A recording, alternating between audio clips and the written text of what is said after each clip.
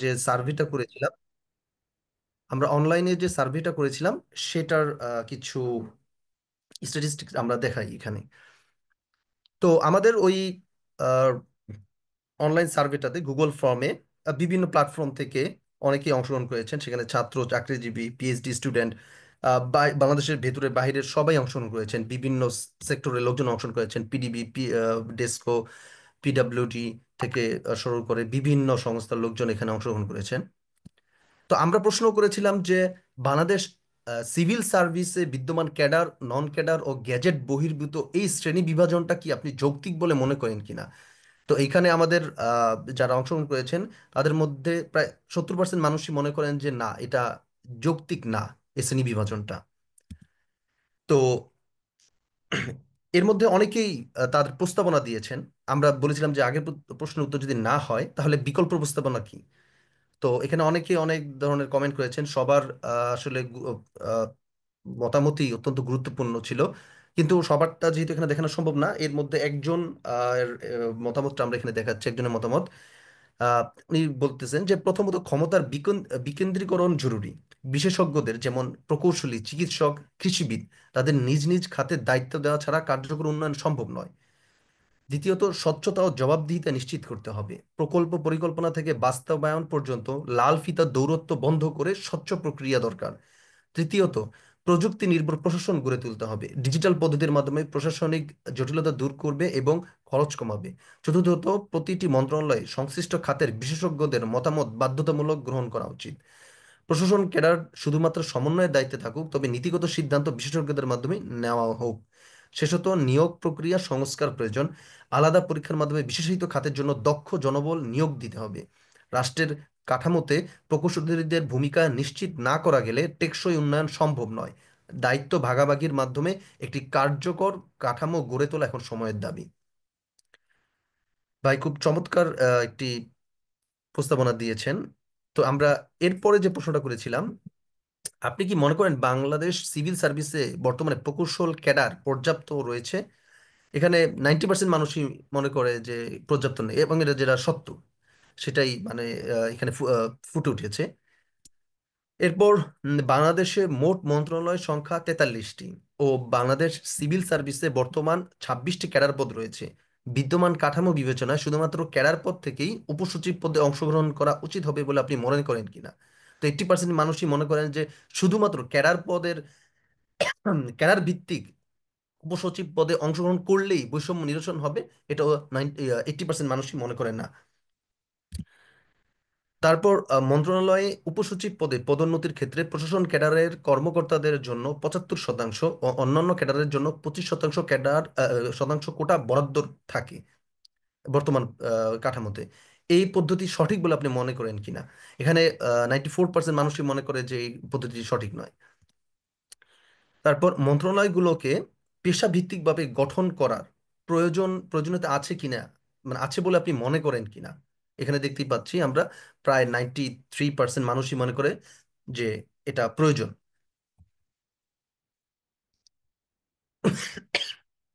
Sorry. আচ্ছা, এখানে একজন ভাই তার গুরুত্বপূর্ণ মতামত দিয়েছেন।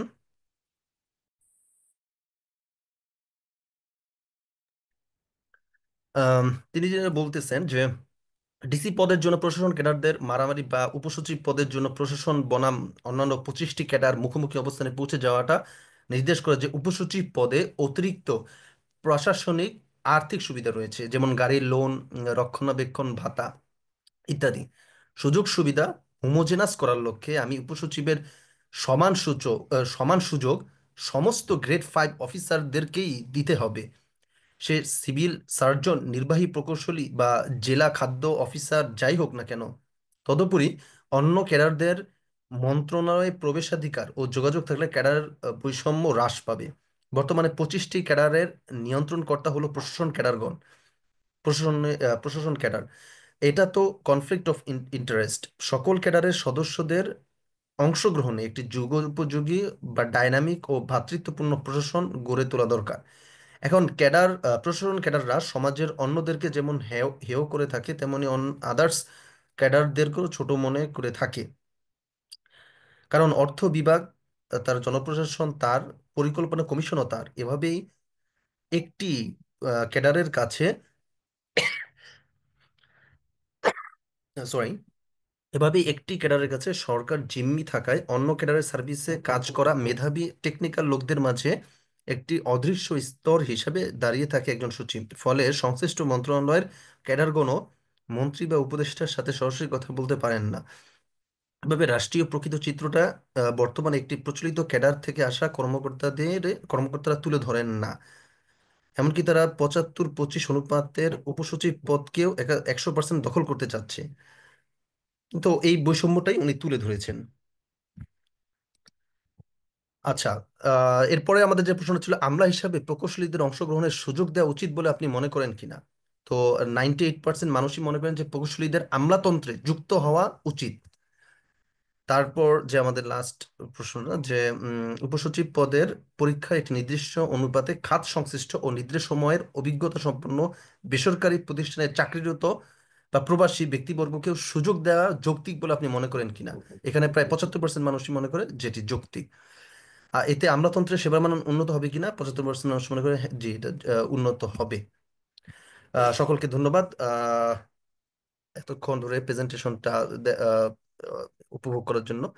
এখন আমরা মতামতের দিকে চলে যাব। সকল প্রকৌশলীদের গুরুত্বপূর্ণ মতামত আমাদের প্রয়োজন, যার জন্য আজকের আমাদের অনলাইন আয়োজন। তো তৌসিফ, এখন প্রকৌশলীদের মতামত নেওয়ার জন্য আহ, উন্মুক্ত করা হোক প্ল্যাটফর্মটি।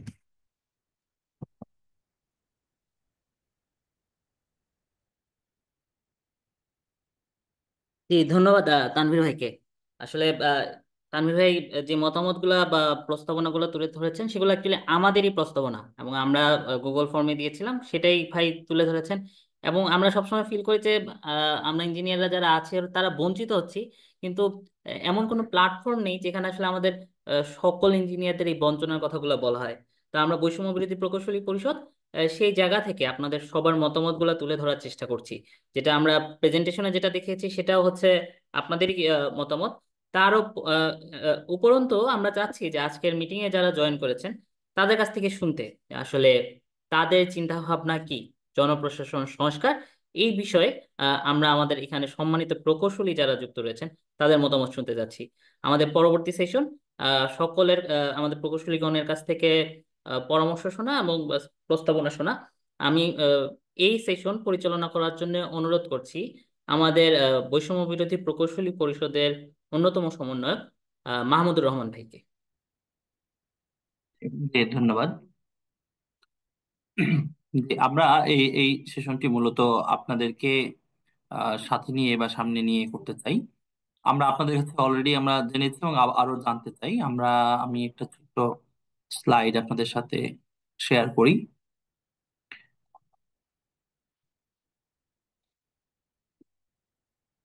স্লাইড কি দেখা যায়? তো হ্যাঁ, দেখা দেখা যাচ্ছে কি? যাচ্ছে। ধন্যবাদ। সো আপনারা বিস্তারিত যেহেতু আমাদের সাথে অনেক দিন ধরে যুক্ত আছেন, আমরা সবাই মিলে প্রকৌশলীদের স্বার্থ সংরক্ষণের চেষ্টা করছি। আমাদের মূল প্রায়োরিটি বা গোল হচ্ছে দেশ, দেশ এবং জাতির জনস্বার্থে যেটি করা প্রয়োজন আমরা তাকেই প্রায়োরিটি দেব।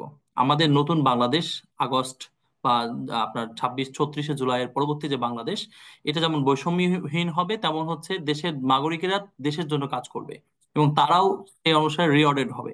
আমরা এই ধরনের বৈষম্যহীন সমাজ চাই, যে দেশ নাগরিকের জন্য হবে এবং নাগরিকরাও তার দেশের জন্য কাজ করবে। আপনারা জানেন যে বর্তমানে 14টা সাধারণ ক্যাডার এবং 12টি প্রফেশনাল ক্যাডার আছে। তার মধ্যে অবশ্য বাণিজ্য, খাদ্য, সমবায় এবং তথ্য এগুলো হচ্ছে আবার যুগ্ম অবস্থা, মানে আপনার প্রফেশনাল এবং সাধারণ ক্যাডারের সাথে যুগ্ম ভাবে নিয়োগপ্রাপ্ত হয়। মোট 26টা যে ক্যাডার আছে এর মধ্যে প্রশাসন ব্যতীত বাকি ক্যাডার গুলোর সাথে একটা দ্বন্দ্ব আমরা দেখতে পাচ্ছি।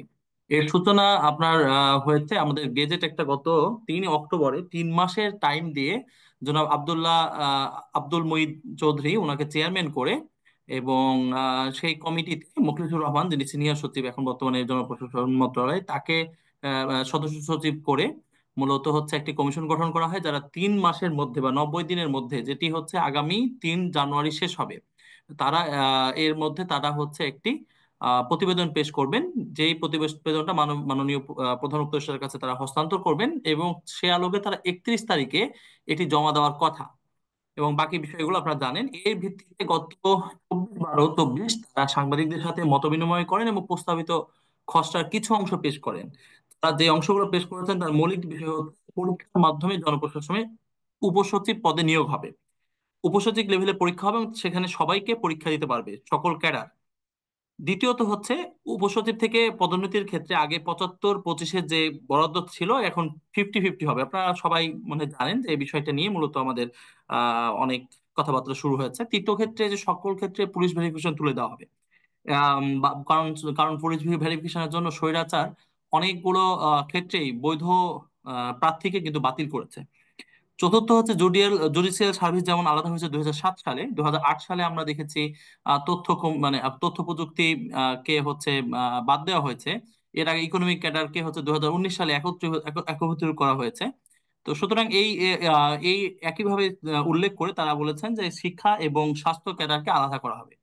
এর প্রতিবাদে আপনার বিশেষ করে বিসিএস প্রশাসনের যেই গ্রুপগুলো রয়েছে তারা এটি থেকে তারা এখন দাবি করছেন যে মেধাভিত্তিক ইন্ডিয়াতে যেমন হচ্ছে যে তাদের দেশের সিভিল সার্ভিস আলাদা, এভাবে অ্যাডমিনিস্ট্রেটিভ সার্ভিস আলাদা, সেখানে বাংলাদেশে একটি একটি অ্যাডমিনিস্ট্রেটিভ সার্ভিস তারা প্রতিষ্ঠার দাবি করেছেন। এবং সে অনুসারে তারা বিজ্ঞপ্তি দিয়েছেন। তাদের নবম বেতনের কর্মকর্তা বলেছেন যে শুধু এই আপনার হচ্ছে সংস্কার কমিশনকে তারা বাতিল করে তারা বলেছেন শুধু চেয়ারম্যান পদত্যাগ করলে হবে না, পুরো কমিশনকেই পদত্যাগ করতে হবে, এবং এই জন্য তারা 48 ঘন্টা বেঁধে দিয়েছেন। এবং এই নিয়ে মোটামুটি বৈষম্য বিরোধী ছাত্র নাগরিক কমিটি থেকে শুরু করে একটি আপনার হচ্ছে দ্বিমুখী অবস্থান তৈরি হয়েছে। তারা চায় যে বর্তমানে 75 এবং 25 কোটা, সেটাও তারা চায় না। তারা বলেন 29 ব্যাচের প্রশাসন ক্যাডার সাইফুল কবির বলেছেন যে এখন এই 75-25% কোটা রয়েছে, এটাই হচ্ছে বৈষম্য কোটা তাদের মতে। কারণ হচ্ছে যে প্রত্যেকের আলাদা করে পদোন্নতি জায়গা আছে, কিন্তু প্রশাসনের কারো পদোন্নতি জায়গা নাই, সুতরাং এখানে 100% অধিকার তাদের। সুতরাং তারা চায় যে এই 25% যেন না থাকে, তারা চাচ্ছেন শতভাগ কোটা, এবং এই জন্য তারা আলাদা ক্যাডার চাচ্ছেন। এর বিপরীতে বাকি 25টা ক্যাডার আন্তঃ ক্যাডার বৈষম্য নিরসন পরিষদ গঠন করেছে গত সেপ্টেম্বরে। তখন থেকে এই আলোচনাগুলো শুরু হয়েছে।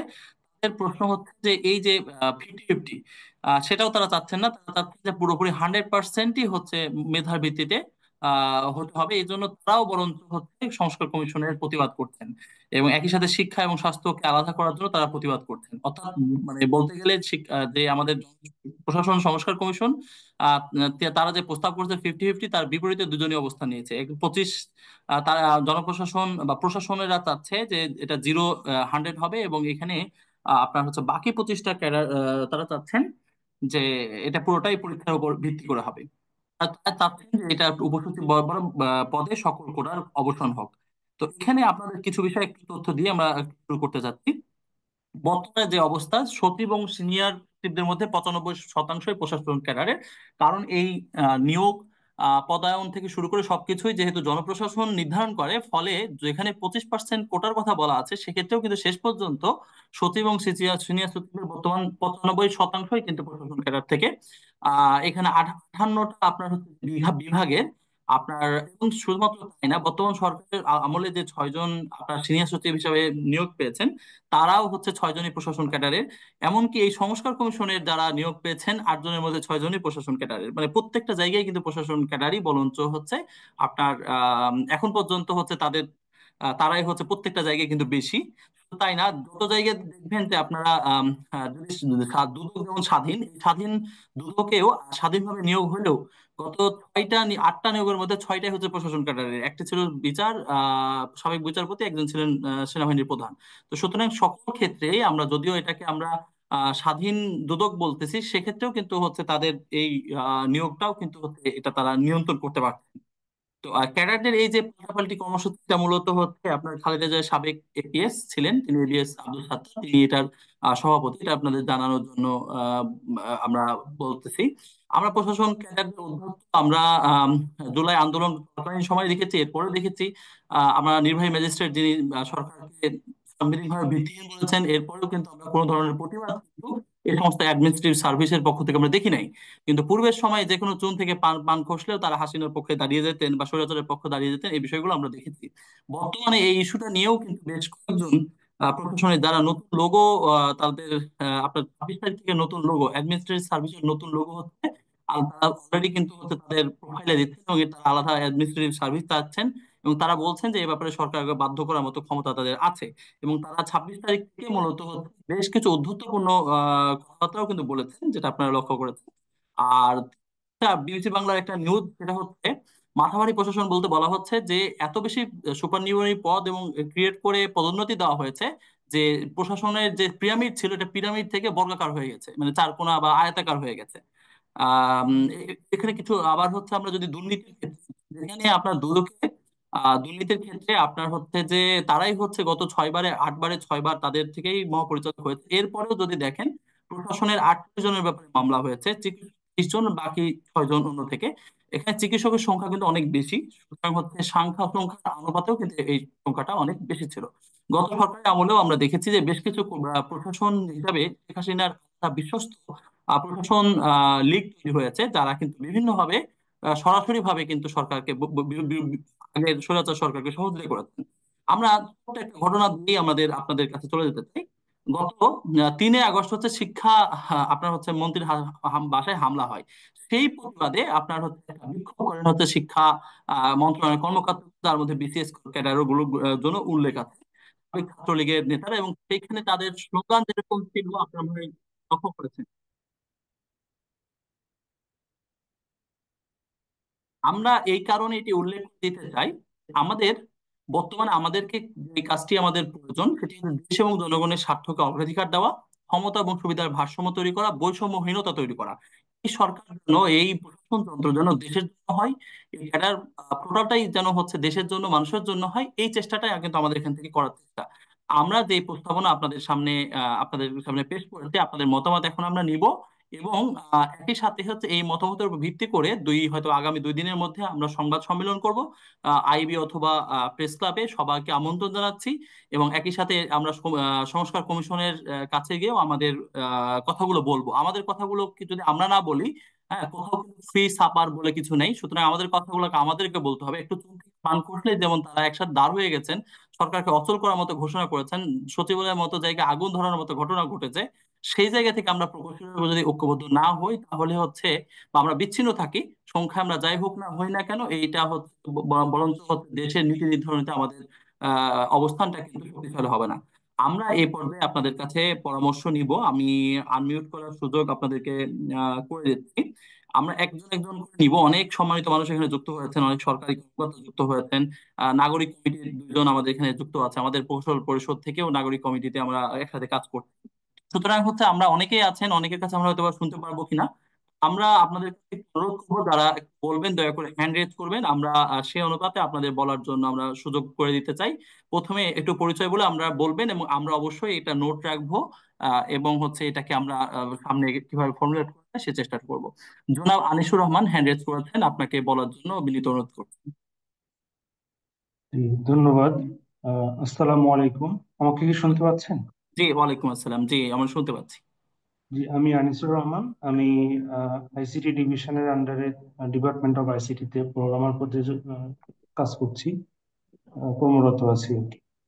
তো আমার আমার একটা বিষয়ে বলার আছে, সেটা হচ্ছে যে সম্প্রতি যেই আহ, বৈষম্যহীনতার কথা বলছি আমরা, বা আন্ত ক্যাডার বৈষম্যের কথা বলছি, এখানে যেটা লক্ষ্য করছি, শুধুমাত্র মানে এটা দেখে মনে হচ্ছে যে পুরা সরকারি সিস্টেমে সম্ভবত ক্যাডাররাই বোধহয় কাজ করেন। আহ, যত মানে কি বলে আপনার বৈষম্য যত কিছু সবকিছু মনে হয় ক্যাডাররাই করে। মানে ক্যাডারের বাইরে সরকারি যন্ত্রের মধ্যে যে আরো কোনো কিছু আছে কিনা সেটা মনে হয় আমাদের সংস্কার কমিশন ওনারাও জানেন না, বা সাধারণ জনগণও বোধহয় জানেন না। তো এইখানে আমি যেটা বলতে চাই সেটা হলো, সরকারি সিস্টেম যেটা, সেটা হচ্ছে আপনি যদি একটা নিজের প্রতিষ্ঠানের কথা চিন্তা করেন, মানে আমাদের এখানে মূল উদ্দেশ্যটা কি? মূল উদ্দেশ্যটা হচ্ছে জনসেবাকে সহজ করা, জনসেবাকে যাতে ভোগান্তিমুক্ত করা, তাই না? জনগণ যাতে আমাদের সহজে সেবাটা স্বাচ্ছন্দ্যের সাথে সেবাটা পায়। তো সেটার জন্য কি শুধুমাত্র ক্যাডাররাই দায়ী?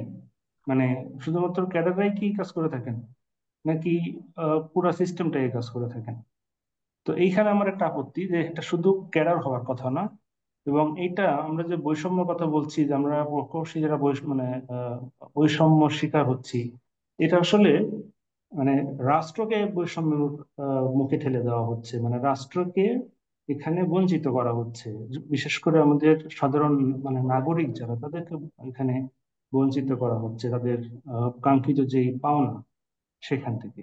মানে আমি একটু এক্সাম্পল দিই, সেটা হচ্ছে যে ধরেন আমি একটা প্রতিষ্ঠান চালাই। আমার প্রতিষ্ঠানে বিভিন্ন পর্যায়ের কর্ম কর্ম মানে কি বল এমপ্লয়ি আছে।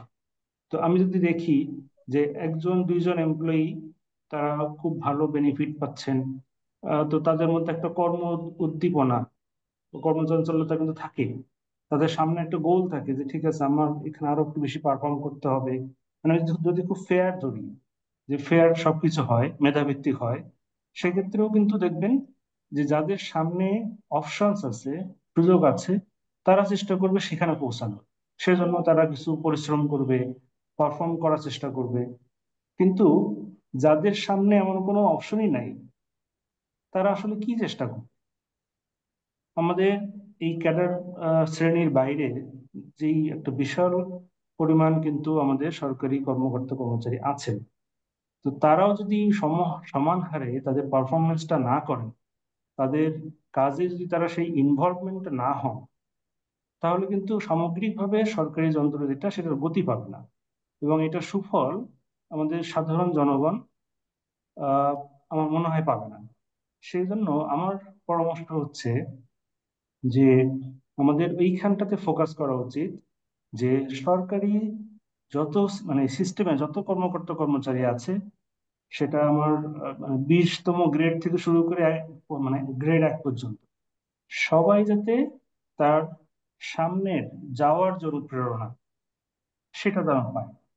এবং এটা তার সামনে যখন চ্যালেঞ্জ থাকবে, কোনো কিছু পাওয়ার আশা থাকবে, মানে তার সামনে উঠার জায়গা থাকবে, তখন কিন্তু সে চেষ্টা করবে তার পারফরমেন্সটা মেনটেন করার। হ্যাঁ। তো এই জায়গাটা কিন্তু আমরা অনেকেই মনে হয় ফোকাস করছি না, যে এটা যদি আমরা ফোকাস করতে পারি, তাহলে দেখবেন পুরা সরকারি সিস্টেমটাই আসলে অ্যাক্টিভেট হয়ে যাবে। আর এই পুরো সরকারি সিস্টেমটা যদি অ্যাক্টিভেট হয়, ইচ অ্যান্ড এভরি এমপ্লয়ি যদি এখানে পারফর্ম করে, তাহলে কিন্তু অটোমেটিক্যালি আসলে আমাদের যে মূল লক্ষ্য, যে আমাদের সাধারণ জনগণ ভোগান্তি মুক্ত স্বাচ্ছন্দ্যে সেবা পাওয়ার যে সার্ভিসটা, সেটা আমার মনে হয় নিশ্চিত করা যাবে। আর আমি পড়াশোনা করেছি ডুয়েট থেকে, কম্পিউটার সায়েন্স এন্ড ইঞ্জিনিয়ারিং থেকে। ধন্যবাদ। জি, ধন্যবাদ। খুবই চমৎকার কথা ছিল। জি, একটা বিষয় আপনারা লক্ষ্য করেছেন কিনা, আহ, এক- আমরা আমরা আমরা একজন একজন করে যাই। একটা বিষয় হচ্ছে, আপনারা লক্ষ্য করেছেন কিনা যে অন্যরা বিশেষ করে হচ্ছে এই যে আন্তঃক্যাডারের 25 ক্যাডার, তারা যেটা বলছেন ক্যাডার যার মন্ত্রণালয় তার। আমরা এটা বলছি না, আমাদের শুরু থেকে কথা হচ্ছে পেশাদার মন্ত্রণালয় তার। 1 গ্রেড থেকে শুরু করে 20তম গ্রেড পর্যন্ত প্রত্যেকেই কিন্তু হচ্ছে তার স্টেক হোল্ডার। এই দেশের স্টেক হোল্ডার, এই দেশের হচ্ছে সরকারি প্রশাসন তন্ত্রের বা তন্ত্রের স্টেক হোল্ডার। সুতরাং এই কারণে আমাদের কথা হচ্ছে পেশাদার মন্ত্রণালয় তার। একজন ধারুদার হলেও তিনি সেই মন্ত্রণালয়ের একজন লায়াবল পার্সন। সুতরাং হচ্ছে এটা খুব চমৎকার বলেছেন যে আমরা এই সবাইকে যুক্ত করে কিন্তু এটা সামনে এগোতে চাই। ইঞ্জিনিয়ারিং সার্ভিস আলাদা করার ব্যাপারে আমরা যে আলোচনাটা করছি, আপনাদের পরামর্শ আমাদের প্রয়োজন। সেক্ষেত্রে বিভিন্ন বিদ্যুৎ এবং আপনাদের জানিয়ে রাখি, 2009 সালে কিন্তু আইসিটি বা টেলিকমিউনিকেশন থেকে ছিল, সেটা কিন্তু ক্যারিয়ার থেকে বাদ দেওয়া হয়েছে। ইঞ্জিনিয়ারিং সব সার্ভিস গুলোকে কিন্তু বাদ দেওয়া হয়েছে।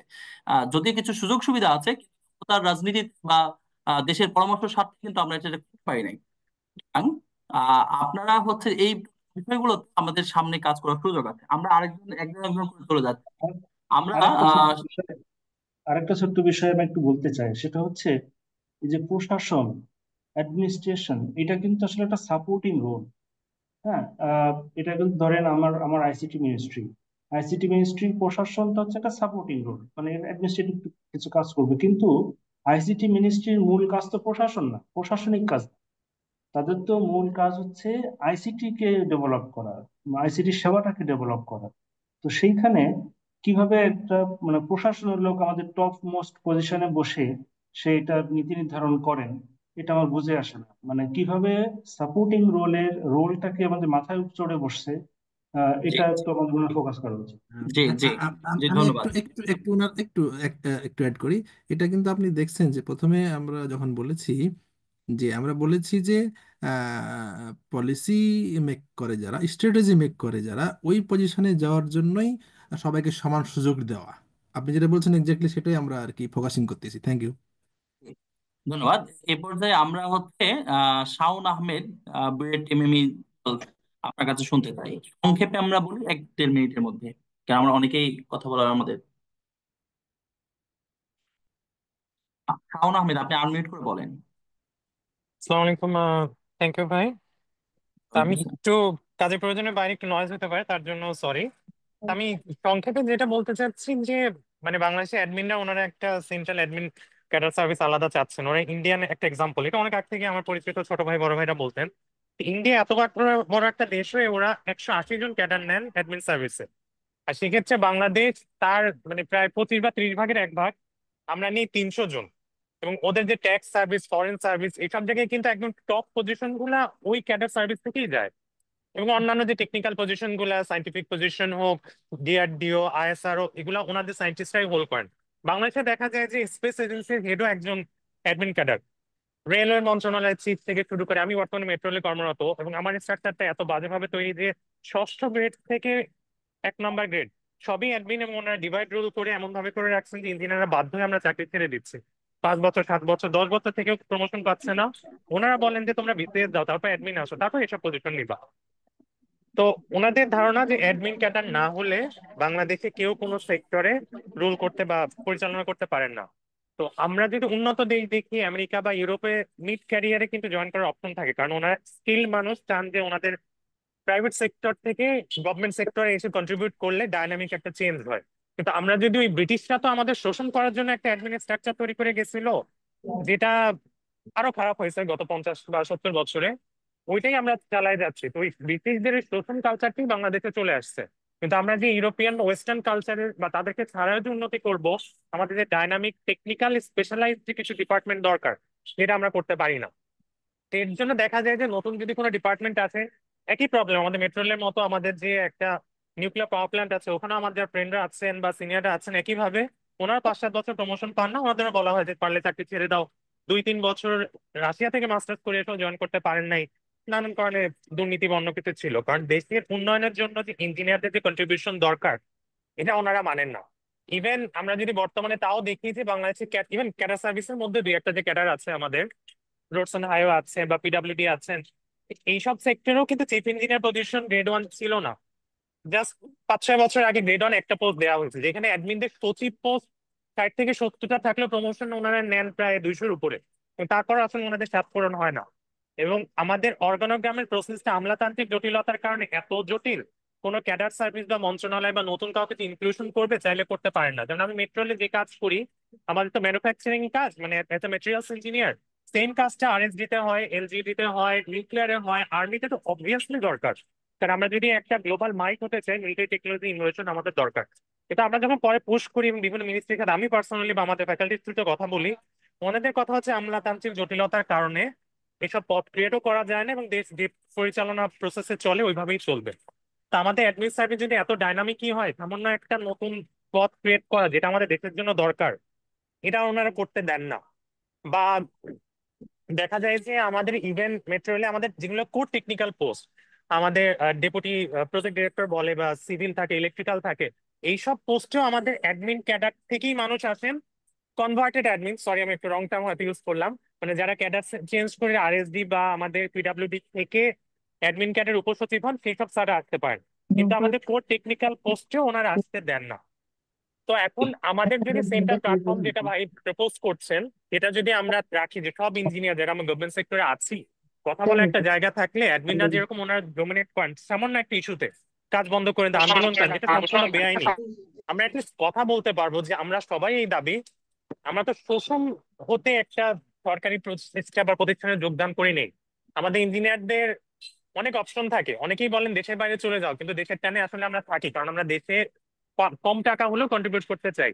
তো সেই সেক্টরে যোগদান করার পরও যখন কাজ করতে দেওয়া হয় না নানান আমলাতান্ত্রিক জটিলতার কারণে, তখন অ্যাটলিস্ট কথা বলার যাতে একটা জায়গা থাকে, এর জন্য প্ল্যাটফর্মটা দরকার। তো আপনাদের ধন্যবাদ যে একটা উদ্যোগ নেওয়া হয়েছে। আশা করি আমাদের নিজেদের একটা কমন প্ল্যাটফর্ম থাকলে আমরা আসলে যৌক্তিক দাবিগুলা বাস্তবায়ন করতে পারবো, যাতে আমাদের দেশের কল্যাণ হয়। আমাদের আন্দোলনটাও তো আসলে দেশের বৈষম্য থেকে উন্নতির দিকে নিয়ে যাওয়ার জন্য। তো আমি আর দীর্ঘায়িত করবো না, এখানেই শেষ করছি জি ভাই, জি থ্যাংক ইউ। জি, ধন্যবাদ ভাইয়া। জি, আমরা এই পর্যায়ে আপনাদের কথা শুনবো 1-2 মিনিট করে আমরা ইনশাআল্লাহ। এই পর্যায়ে সাদিক আহমেদ ভাইকে একটু বলার অনুরোধ করছি। হয়তোবা অনেক ক্ষেত্রে আমাদের বলার ক্ষেত্রে একটু, কম বেশি হতে পারে, কারণ অনেকের ক্ষেত্রে আমরা পরিচয় পূর্বে জানি না। আমরা এটা মনে কিছু নিবেন না আশা করছি। সাদিক আহমেদ, আপনি দয়া করে বলুন। আসসালামু আলাইকুম সবাইকে। আহ, শুভ রাত্রি বলতে হবে। আচ্ছা, তো আমি একটা সরকারি প্রোগ্রাম বাংলাদেশ কম্পিউটার কাউন্সিলে আছি, যেটা আইসিটি ডিভিশনের আন্ডারে রান করছে।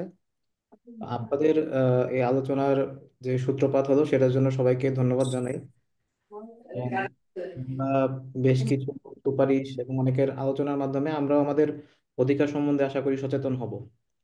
তো আমি এখানে আহ, দুটো বিষয়ে একটু কথা বলতে চাই। প্রথম বিষয়টা হচ্ছে, এখানে আমরা আহ, আহ, গত কয়েকদিন যাবত যে একটা মুখোমুখি অবস্থান দেখছি অ্যাডমিনকে। সাউন্ডটা একটু কম হচ্ছে, আর একটু সাউন্ড করেন।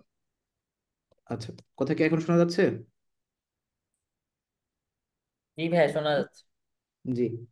আহ, তো প্রশাসন ক্যাডারের সাথে অন্যান্য, আমরা যদি আসলে একটু মোটা দাগে চিন্তা করি, তাহলে আসলে বিষয়টা দাঁড়াচ্ছে প্রশাসন ক্যাডার এবং অন্যান্য যে মানে যারা কর্মকর্তা আছেন বা কর্মচারী আছেন তাদের একটা অবস্থান। তো এখানে আহ, একটা প্রশ্ন একটা প্রশ্ন আমি এখানে সবার জন্য আর কি রেখে যেতে চাই, যে এই যে আমাদের স্বাধীনতার 53 বছর অতিবাহিত, আমাদের এই প্রশাসন ক্যাডারের মাধ্যমে আমরা কিছু আহ, বৈপ্লবিক কোনো পরিবর্তন আনতে পেরেছি কিনা। আমার মনে হয় না আমরা আনতে পেরেছি। আর সেকেন্ড বিষয়টা হচ্ছে, আমাদের প্রকৌশলী সমাজে যারা আছি, আমাদের আহ, সবারই একটা ধারণা আছে যে আমরা কারিগরি কাজের জন্যই উপযুক্ত। এখানে আমাদের মাইন্ডসেটটাও একটু ওপেন হতে হবে। আমরা চাই যে আহ, সবাই যাতে কারিগরি কাজের পাশাপাশি জেনারেল কাজটাকেও নিজের একটা স্কিল হিসেবে ডেভেলপ করতে পারি আমরা। কারণ এখানে অ্যাডমিন ক্যাডারদের একটা কমন যে বিষয়টা শোনা যায়, যে আমরা সব সেক্টরে কাজ করে এসেছি, আমরা ফিল্ডে কাজ করে এসেছি। তো এটার একটা স্কিল ডেভেলপমেন্টের পার্ট হিসেবে আমাদের এই দায়িত্বটা নিতে হবে আসলে। ধন্যবাদ সবাইকে। জি, ধন্যবাদ। জনাব কামরুজ্জামান, আপনি আনমিউট করে বলেন। আমাদের সাদিক আহমেদ ভাই যে কথাগুলো বলেছেন, আমরা এটা নোট নিয়েছি। আমরা আমাদের অ্যাড করবো। জি, কামরুজ্জামান ভাই, আপনি আনমিউট করে বলেন। আসসালামু আলাইকুম। ওয়ালাইকুম জি, আসসালাম। আমাকে শুনতে পাচ্ছেন? শোনা যায়, জি। আমি কামরুজ্জামান, পিডাব্লিউডিতে আছি এক্সিকিউটিভ ইঞ্জিনিয়ার হিসেবে। আমাদের বাংলাদেশে বর্তমানে মিনিস্ট্রি এবং ডিভিশন সহ সম্ভবত 58টি মিনিস্ট্রি এবং ডিভিশন রয়েছে। তো এই সমস্ত ডিভিশন এবং মিনিস্ট্রির ক্ষেত্রে যেখানে অ্যাডমিনিস্ট্রেটিভ যেগুলি কাজগুলি হয়, সেটা আমার মতে যার যার সার্ভিস হতে সেই সেই মিনিস্ট্রি এবং ডিভিশনে পোস্টিং, উপসচিব বলি আর যে নামে বলি, উপসচিব থেকে সচিব পর্যন্ত পদায়ন হতে পারে। এবং এই ক্ষেত্রে কি হতে পারে, যে একটা ব্যক্তি মিনিস্ট্রিতে কাজ করলো 2 বছর, সে আবার চাইলে অধিদপ্তরে ফিরে আসতে পারে। কারণ এইটা যে গদ বাঁধা এখন যেমন আছে, পিডাব্লিউডি থেকে চলে গিয়ে যদি সে সচিবালয়ে যায়, তাহলে আর সে পিডাব্লিউডিতে ফিরতে পারে না। যদিও অ্যাডমিনদের ক্ষেত্রে তারা সচিবালয়েও আসে, আবার তাদের ফিল্ডেও চলে যায়। আমার কাছে যেটা মনে হয় যে সমস্ত সার্ভিসেই যাতে অধিদপ্তরও থাকতে পারে এবং তার মিনিস্ট্রিতেও যেতে পারে যাতে। আবার এই যে ইঞ্জিনিয়ারিং সার্ভিস যেটা আমার মনে হয়, যেটা আপনারা বলছেন, এটা আসলে খুবই একটা ভালো চিন্তা। বাংলাদেশে মনে হয় এক কনস্ট্রাকশন ইঞ্জিনিয়ারিং ডিপার্টমেন্টই মনে হয় 20-এর অধিকে আছে, ছোট বড় সব মিলায়। এক্সাক্ট সংখ্যাটা আমার মনে নাই। এতে যেটা হয় যে আমাদের মধ্যে একটা ডিভাইডেশন আছে। এতে আমাদেরও সম্মান আসলে দিন দিন কমে গিয়েছে। একটা সময় ছিল সিএনবি নামে একটা ক্যাডার ছিল, সেখান থেকে রোডস হয়েছে, পিডাব্লিউডি হয়েছে, এরপরে আস্তে আস্তে বিভিন্ন ডিপার্টমেন্ট হয়েছে। আসলে ইঞ্জিনিয়ারদের সম্মানও এই ডিভিশনের সাথে সাথে কমেই গেছে, বাড়েনি। সেজন্য একটা সেন্ট্রাল ইঞ্জিনিয়ারিং সার্ভিস দরকার। যেমন নেচার অনুযায়ী আপনার আইসিটির জন্য একরকম একটা হতে পারে, মানে একটাই সার্ভিসের মধ্যে আইসিটি যারা কাজ করবে তারা আইসিটি বিভিন্ন জায়গায় আজ এখান থেকে কালকে ওই ডেস্কে যেতে পারবে। নেসকো, পিজিসিবি এইগুলি আছে, কিংবা জেনারেশন যেগুলি আছে, আপনার ওজো পার্টিকেও আছে, এইগুলিতে তারা যাতে সবাই এক জায়গায় থেকে আরেক জায়গায় যেতে পারবে। কিংবা একটা সেন্ট্রালি একরকম থাকলো। আবার যারা কনস্ট্রাকশন যেটা আছে, পিডাব্লিউডি, আরএসডি, এলজিডি আছে, ব্রিজ ডিভিশন আছে, এই নেচারের জন্য যে এগুলিকে এক কমায় নিয়ে আসা দরকার আসলে। এতগুলি ইঞ্জিনিয়ারিং ডিপার্টমেন্ট আসলে রাখার দরকার নাই। আবার এই যে আমরা কিন্তু বরাবরই একটা জিনিস কি, যে কোনো জিনিসের আসলে শিকড় না কেটে শুধু উপরে চিন্তা করছি।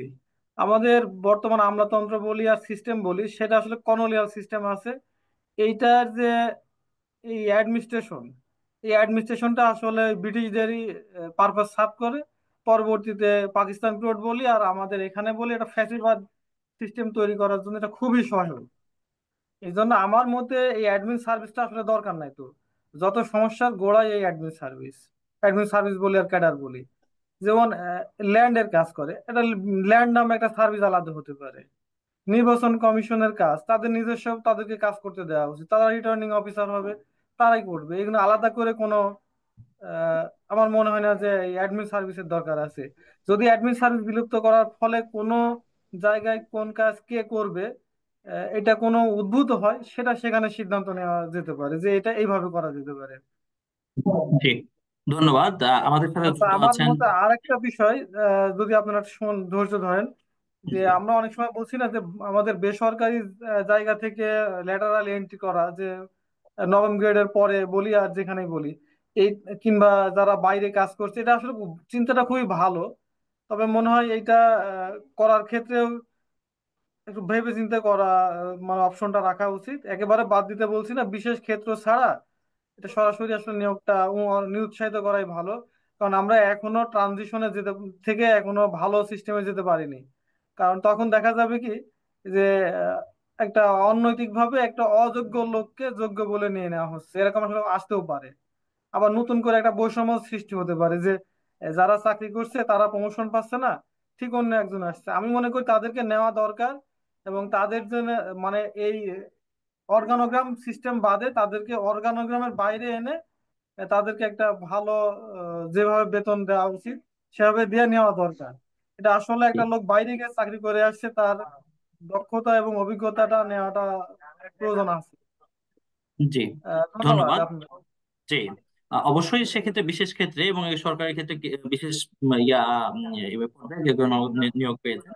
আমরা colonel Harun sir, KUET mechanical 92, উনি একটা গুরুত্বপূর্ণ কথা বলেছেন যে অ্যাডমিন ক্যাডাররা অনেকগুলা ট্রেনিং এর মধ্যে দিয়ে যায়, কিন্তু সেটি আমরা আমরা ইঞ্জিনিয়াররা যাই না, সেটি একটু সমাধান প্রয়োজন।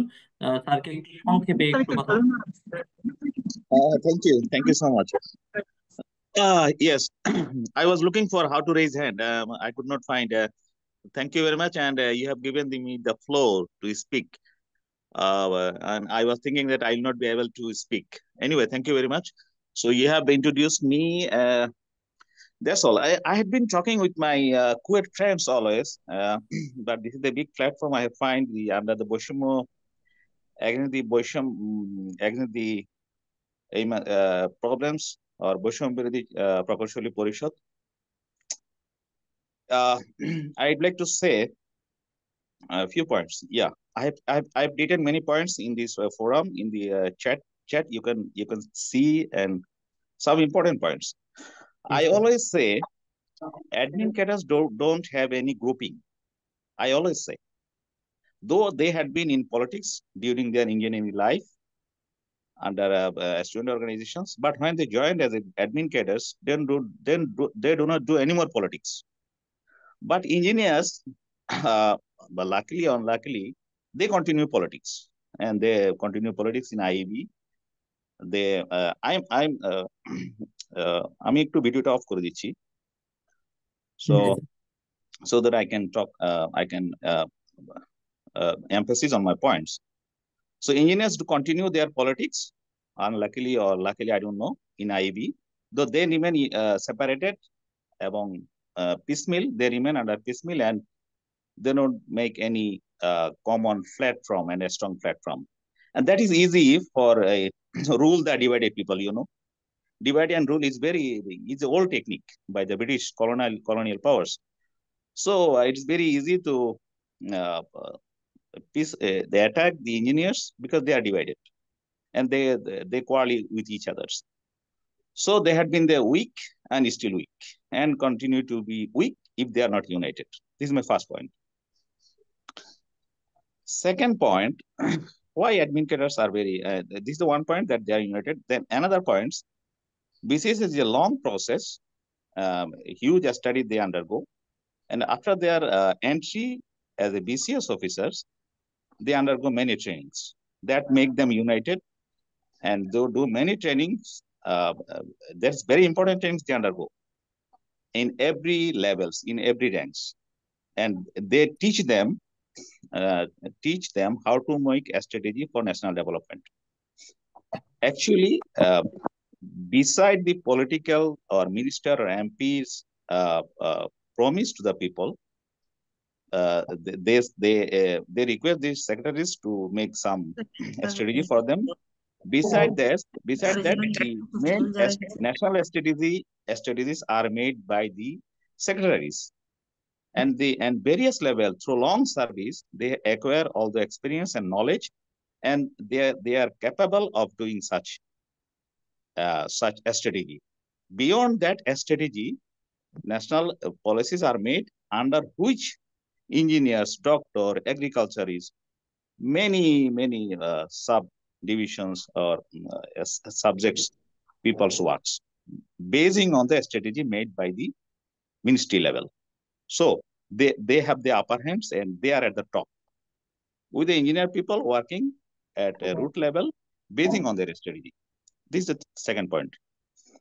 And the third point is that engineers should and must join in the admin cadres, and admin cadres they should go at the top level, and they should occupy the position of admin cadres as they are more talented than university students, because they are the better guy than university students, because they have joined the universities. So they must occupy all those positions. I always say there is no free lunch. Nobody will give their positions if someone is powerful. Normally, nobody gives. It doesn't happen anywhere. So we have to achieve. We have to show a strength by our position, merit, and everything. So number 3, as I am an army officer, you understand, I have undergone all the military trainings. I have done the open training, commando training, my technical training, and I have done a staff college. And in future, I have NDC. So at first, I have become compatible with a long course officers. Beside that, I have a technical knowledge, so that I can speak in in all aspects. I have the knowledge, so that nobody can undermine me for my job. So I have my technical knowledge, and I have also their knowledge. So I can talk in the table what they know, and they think that I'm not inferior. And using that strength, I work for my engineering sector. I say, you see, I am also compatible with you. Now I am also expert in my engineering sector. So I made a PowerPoint presentation and make them understand. It's correct. You have to employ, and it's happening. In and another very important, I'd like to say, every Army, Navy, and Air Force, we have separate engineering services. Separate. We have engineering services. We have engineering chief. We have engineering chief in our naval headquarters. অন্তর্বর্তী সরকার চায় ক্ষমতা হস্তান্তরের প্রক্রিয়া। হ্যাঁ, ধন্যবাদ। আমরা শুনতে পাচ্ছি না মেবি। আচ্ছা, আমরা তাদের কাছে শুনতে পাচ্ছি না, মোটামুটি তিনটা বিষয় বলেছি। মাহমুদ, আমি একটু অ্যাড করি এখানে। আমাদের কিছু যেটাকে যাচ্ছে দেখতে পাচ্ছি আমরা, অনেক সিনিয়র লোকজন হাত উঠাইছে, হয়তো বা অনেকে চেনেন, অনেকে চেনা যাচ্ছে। তো এইখান থেকে 2-1জনকে দিতে হবে, যেটা বুঝতে জি পারছি জি জি। আমাদের। এখানে আমি একটু বলবো এখান থেকে যেটা চিনতে হ্যাঁ হ্যাঁ পারছি হ্যাঁ হ্যাঁ যাদেরকে। অবশ্যই অবশ্যই আমরা জি। এখানে আমাদের আমি একটু সংক্ষেপে বলার জন্য অনুরোধ করছি। ইঞ্জিনিয়ার মোহাম্মদ জুনায়েদ আল মামুন হাত তুলেছেন মনে হচ্ছে। উনি সম্ভবত কুয়েট থেকে, রাইট? জুনায়েদ আল মামুন, আপনি একটু ই করে মিউট করে আনমিউট কথা বলুন। বলেন। না না, আমার অল্প একটু কথাই বলা ছিল যে হোয়াটসঅ্যাপ যে গ্রুপটা খোলা হচ্ছে না, ওইটা টেলিগ্রামে একটা গ্রুপ খুললে স্যার ভালো আপনার হয়। কথা শোনা যাচ্ছে না খুব ভালোভাবে একটু। হ্যাঁ, এখন শোনা ইঞ্জিনিয়ার যাচ্ছে? জুনায়েদ আল মামুন, আপনার কথা শোনা যাচ্ছে না ক্লিয়ারলি। হ্যালো, শোনা যাচ্ছে? না, খুবই একটু আস্তে আপনার শোনা যাচ্ছে। আপনার লাউড স্পিকারে আপনার ওখানে সমস্যা হচ্ছে, ঠিক? হ্যাঁ। হ্যাঁ, এখন শোনা যায়? হুম, হ্যালো। সাউন্ড শোনা লো। যায়, শোনা যায়, বলেন। আপনি বলেন, জি। না না, আমি বলতেছিলাম যে ওই হোয়াটসঅ্যাপ গ্রুপটার প্যারালাল আর একটা টেলিগ্রামে আর একটা গ্রুপ খোলার জন্য, কারণ হোয়াটসঅ্যাপে আপনার হ্যাঁ, টেলিগ্রাম টেলিগ্রাম গ্রুপ এই- খোলা উচিত, টেলিগ্রাম গ্রুপ খোলা হ্যাঁ উচিত হ্যাঁ একটা। হ্যাঁ, কারণ এখানে মেম্বার লিমিটেশন চলে আসবে অল্প দিনের মধ্যে। হ্যাঁ, জি জি। তো আর অলমোস্ট আমরা অলমোস্ট প্রায়। জি জি জি জি জি, আর আমরা হচ্ছে ফেসবুক গ্রুপটাকে একটু অ্যাক্টিভ করতে চাচ্ছি, কারণ হচ্ছে এখানে গঠনমূলক আলোচনা বা থ্রেডে কথা বলা সহজ, ডিসকাশন করা সহজ। এজন্য আমরা ফেসবুক গ্রুপটা আমরা কমেন্টে দিয়ে দিচ্ছি, আপনারা সবাই জয়েন করুন, আর আমরা ইনশাআল্লাহ এটা আমরা করব। জি। এরপরে আমরা চলে যাই Akhtar Ali, senior system engineer. জি, দয়া করে আনমিউট করে বলুন। জি, আসসালামু আলাইকুম। আমি মোহাম্মদ আক্তার আলী বলছি। আমি গভর্নমেন্ট সেক্টরে কাজ করে as সিনিয়র সিস্টেম অ্যানালিস্ট। আমি Dhaka university computer science 4th batch, 1996-97 batch আমি। তো আপনাদেরকে ধন্যবাদ, আপনাদের এই সূচনা বক্তব্য থেকে শুরু করে প্রেজেন্টেশন, সার্ভে রিপোর্ট এবং আপনাদের যে রিকমেন্ডেশন গুলো এখানে দিয়েছেন অত্যন্ত চমৎকার, খুবই যুগোপযোগী। আমার কয়েকটা বিষয় অলরেডি যারা বক্তব্য দিয়েছেন, আমার কয়েকজন অনুজ যারা গভর্নমেন্ট সেক্টর আইসিটি তে কাজ করেন তারা অলরেডি কথা বলেছেন, বিসিসি থেকে কথা বলেছেন, আইসিটি অধিদপ্তর থেকে কথা বলেছেন। সো আমি রিপিট করব না, আগে যারা যেসব ইস্যুতে কথা বলেছেন সেগুলো রিপিট করব না। প্রথমত আমি বলতে চাই যে বাংলাদেশে যতগুলো আপনার কারিগরি বিশ্ববিদ্যালয় আছে, বিশ্ববিদ্যালয়গুলো মূলত মানে university of engineering and technology. আপনারা এখানে যে বৈষম্য বিরোধী প্রকৌশলী পরিষদ কথাটা মানে নামটা আপনারা চুজ করেছেন। সো প্রকৌশলী বলতে একটা ডেফিনেশন আছে যে আপনাদেরকে ইঞ্জিনিয়ারিং ইনস্টিটিউটের আপনাদের একটা রেজিস্ট্রেশন নিতে হয় প্রকৌশলী হিসেবে।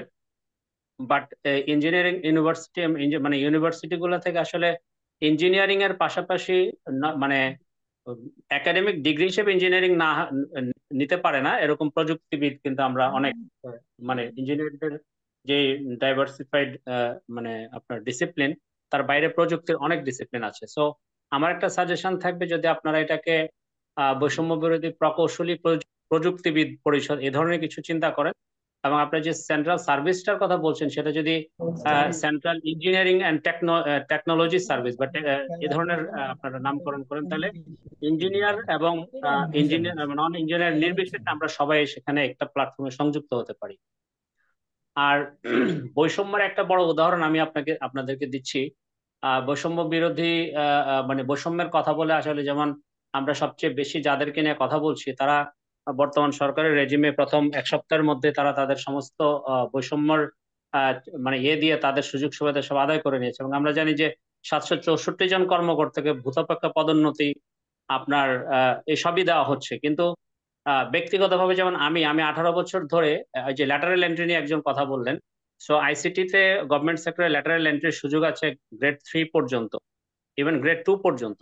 সো আমি 32 বছর বয়সে গ্রেড 4-এ জয়েন করেছি, আজকে 50 বছর বয়স পর্যন্ত আমি একই পদে একই দপ্তরে কর্মরত। সো আমার কিন্তু পদোন্নতির কোনো সুযোগ আমি পাইনি।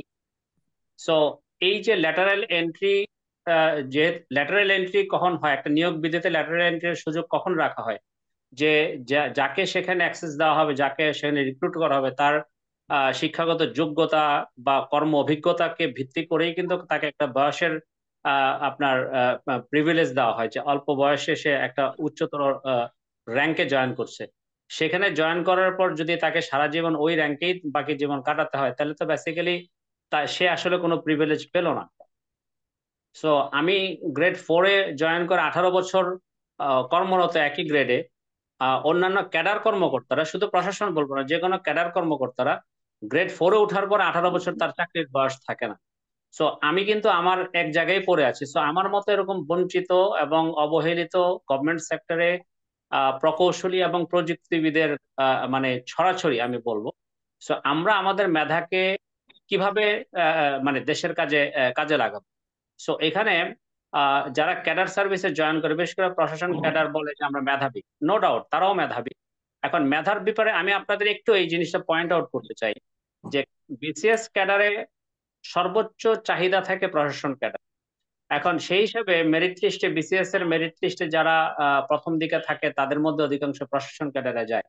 এখন সেই মেরিট লিস্টে, একবার মেরিট লিস্টে টপে যাওয়ার পরে তারা একটা লাইন অফ ডিফেন্স অতিক্রম করে ফেলে, যে লাইনটা একটা অদৃশ্য লাইন, যে লাইন অন্য কোনো ক্যাডার সার্ভিসের কর্মকর্তারা, নন ক্যাডার তো মানে দূরের কথা, অন্য কোনো ক্যাডার সার্ভিসের কর্মকর্তা সেই লাইনটা ক্রস করতে পারবে না। কাজেই ওই লাইনটা একবার ক্রস করতে পারলে তাদের জন্য একটা সেফটি ক্লজ মানে গ্যারান্টিড হয়েছে, তাদেরকে আর পিছনে ফিরে চিন্তা করতে হয় না। যার ফলে তারা বলে যে আমরা মেধাবী, তাহলে অন্যরা মেধাবী বলে আমরা কি কম মেধাবী নাকি, আমরা তো তাদের চেয়ে মেধাবী, নাইলে তো আমরা অ্যাডমিন ক্যাডারে কিভাবে আসবো। সো আসলে অ্যাডমিন ক্যাডারে যাওয়ার যে মানে প্রবণতা বা উপসচিব পুলের জন্য যে সবার আকাঙ্ক্ষা, এটা আসলে মানে আনব্যালেন্সড একটা পাওয়ার এবং মানে প্রিভিলেজ স্ট্রাকচার এমন ভাবে তৈরি হয়েছে যে অন্যরা সবাই স্বপ্ন দেখে যে আমি উপসচিব হব, কিন্তু আমি কেন উপসচিব হওয়ার স্বপ্ন দেখবো? আমি আমার সার্ভিসের সর্বোচ্চ পর্যায়ে যাওয়ার আমি স্বপ্ন দেখবো। সো আমরা যারা প্রশাসন ক্যাডারের বাইরের অন্য ক্যাডার সার্ভিস এবং নন ক্যাডার, সরকারের যে 11 লক্ষ আপনার মানে কর্মচারী আছে, তার মধ্যে কিন্তু ক্লাস 1 কর্মচারীর সংখ্যার ক্যাডার বাদ দিলে নন ক্যাডারের সংখ্যাই বেশি। কাজেই ক্যাডারের জন্য যে আকাঙ্ক্ষা, ক্যাডারের যে জন্য যে আজকে যে যুদ্ধ, একটা ক্যাডারকে মানে স্বপ্ন হিসাবে চিন্তা করে সবাই যেভাবে যুদ্ধ করছি, এটা আমার কাছে খুব সুস্থ প্রবণতা মনে হয় না। তো আপনারা যেভাবে মানে এইভাবে প্রস্তাব করছেন যে ন্যাশনাল মানে একটা সেন্ট্রাল ইঞ্জিনিয়ারিং একটা সার্ভিস, আমি বলবো সেখানে ইঞ্জিনিয়ারিং অ্যান্ড টেকনোলজিকে আপনারা ইনভলভ করেন। সব ধরনের প্রযুক্তি মানে সায়েন্স নিয়ে, সায়েন্স ব্যাকগ্রাউন্ড নিয়ে আমরা যারা পড়াশোনা করেছি এবং কাজ করছি, তাদেরকে একটা আমব্রেলার নিচে নিয়ে আসলে আমার মনে হয় যে আমাদের মানে ভালো কিছু অর্জন করার সুযোগ তৈরি হবে। Thank you very much. জি, ধন্যবাদ। আমরা এই পর্যায়ে আমাদের প্রধান অতিথির একটু বক্তব্য শুনবো, এরপরে আবার আমরা এই আলোচনা চলে আসবো ইনশাল্লাহ। আমি একটু সামিউর তৌসিফকে অনুরোধ করছি বাকি সময় উপস্থাপনের জন্য। জি, ধন্যবাদ মাহমুদুর রহমান ভাইকে। জি, ধন্যবাদ আক্তার আলী ভাইকে তার বঞ্চনার কথা এবং তার হতাশার কথা এবং একই সাথে তার পরামর্শ দেওয়ার জন্য। শীতের রাত, রাত 10টা 23 বাজে, 117 জন পার্টিসিপেন্ট আছেন আমাদের সাথে। আমাদের ইঞ্জিনিয়ারদের কথা আমরা শুনছি, আমাদের ভালো লাগছে বেশ শুনতে। আমরা সবার কথা শুনতে পারলে খুবই ভালো লাগতো, কিন্তু আমরা সবাইকে ইনশাল্লাহ সুযোগ দিব। এখন আমি কথা বলার জন্য অনুরোধ করব, আমাদের মাঝে উপস্থিত রয়েছেন একদম প্রোগ্রামের শুরু থেকে জাহিদুর রশিদ স্যার, যিনি প্রায় 35 বছর পাওয়ার সেক্টরে চাকরি করেছেন মানে ইঞ্জিনিয়ার হিসেবে, এবং পরবর্তীতে 4 বছর কিন্তু উনি হচ্ছে পিএসসির মেম্বার হিসেবে কাজ করেছেন। তো আমরা সবাই নিশ্চয়ই এক অ্যাঙ্গেল থেকে, মানে ইঞ্জিনিয়ারদের অ্যাঙ্গেল থেকে আজকে কথা বৈষম্য বলছি। বিরোধী প্রকৌশল পরিষদ সকল ইঞ্জিনিয়ারিং ক্যাডার একসাথে হওয়ার জন্য চেষ্টা করতে হবে। এই ক্যাডার আমার দরকার নাই। জি, আহ, আমরা সবাই এক অ্যাঙ্গেল থেকে দেখছি, স্যার পিএসসির মেম্বার হিসেবে হয়তো বা আমাদের একটু ভিন্ন অ্যাঙ্গেল থেকেও স্যারের দেখার সুযোগ হয়েছে। তাই আমরা স্যারের কাছ থেকে আজকে শুনবো আমাদের যে কথাগুলো আলোচনা হয়েছে। আমি দেখেছি স্যার শুরু থেকে আমাদের সাথে যুক্ত ছিল এবং স্যার আমাদের কথাগুলো শুনেছে। এরই প্রেক্ষিতে পিএসসির সাবেক মেম্বার হিসেবে স্যারের কথাগুলো আমরা শুনবো আজকে। স্যারকে আমি অনুরোধ করছি আমাদের সামনে কথা বলার জন্য। আসসালামু আলাইকুম, আপনারা আমাকে শুনতে পাচ্ছেন? জি স্যার, শুনতে পাচ্ছি। আমি দুঃখিত, আমাকে 10টা থেকে 10টা 15 পর্যন্ত সময় দেওয়া ছিল এবং আমি সবার কথাই শোনার ইচ্ছা ছিল, কিন্তু আসলে আমি ঢাকার বাইরে। আমি আমি আর সন্ধ্যার সময় আমি তৌসিফের কাছে জানতে পারলাম যে আমাকে আহ, এই প্রোগ্রামে জয়েন করার সুযোগ করে দেওয়া হয়েছে। সুতরাং আমার ওইভাবে আপনাদের সঙ্গে কথা বলার মতো প্রস্তুতিও ছিল না। তারপরেও আপনাদের ধন্যবাদ যে আমাকে এই গ্রুপে কিছু কথা বলার সুযোগ দেওয়ার জন্য। আমি গ্র্যাজুয়েশন করেছি 86-এ, তারপর থেকে 34 বছর পাওয়ার সেক্টরে, তার মধ্যে অধিকাংশ সময় পাওয়ার জেনারেশনে।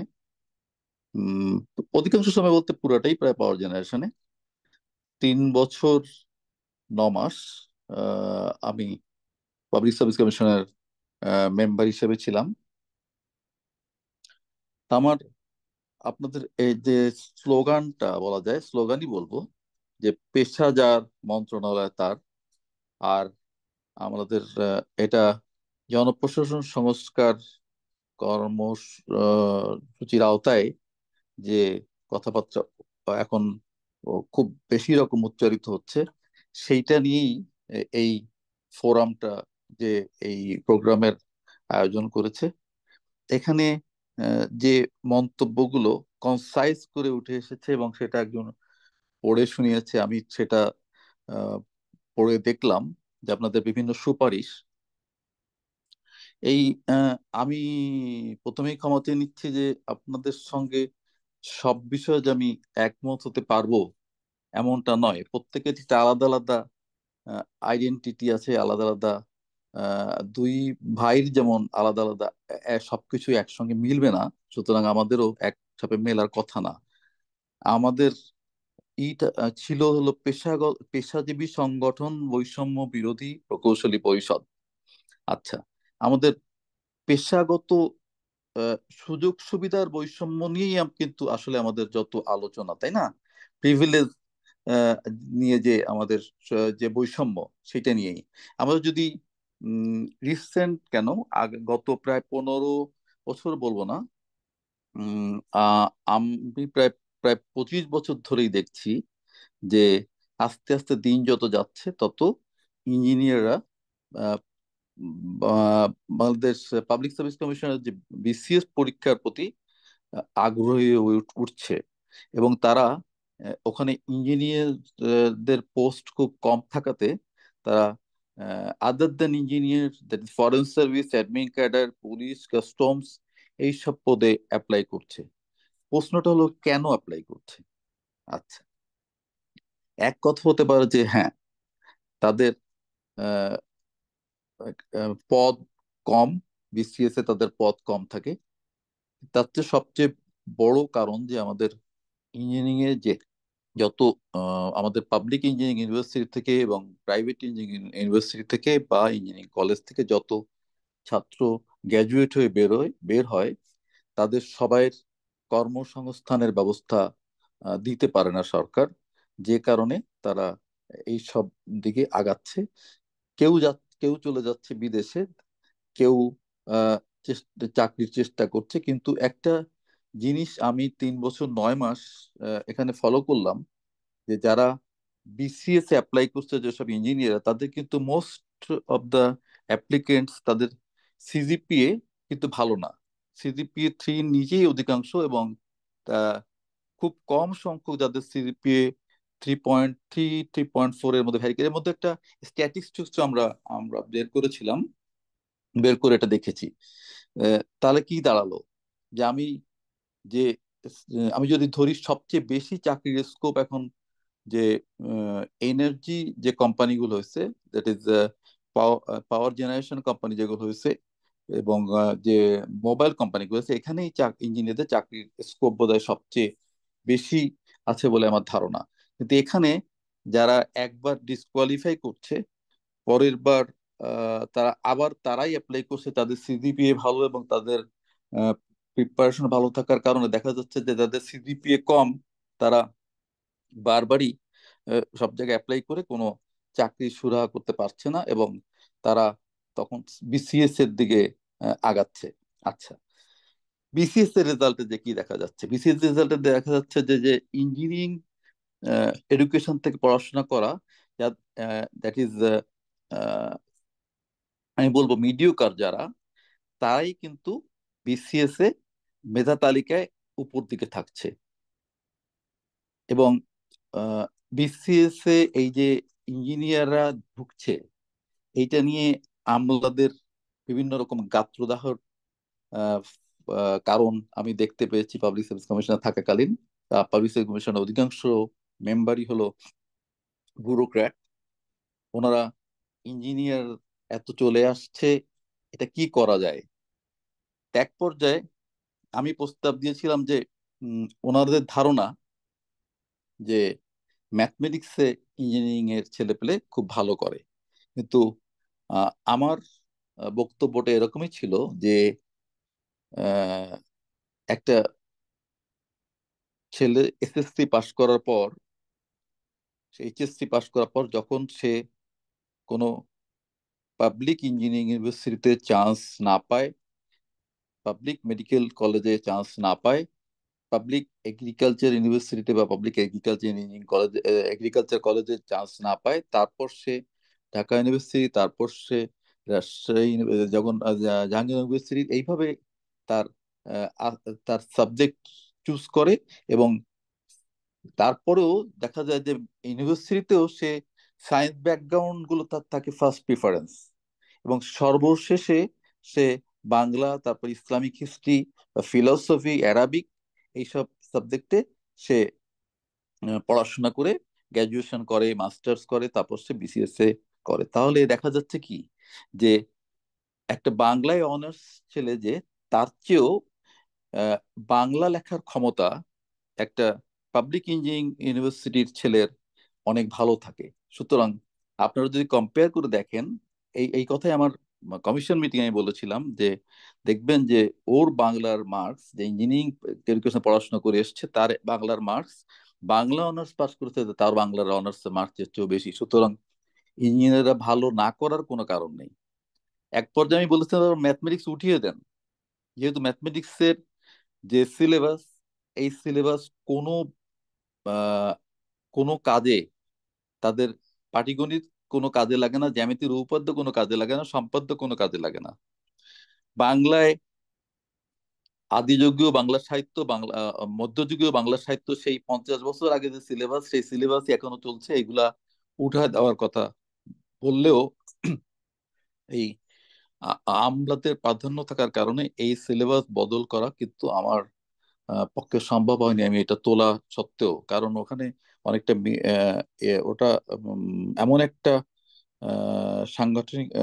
সাংবিধানিক প্রতিষ্ঠান যেখানে পার্লামেন্টের মতো, সেখানে যদি মেজরিটি ভোট না হয় তাহলে সেটা পাস হয় না।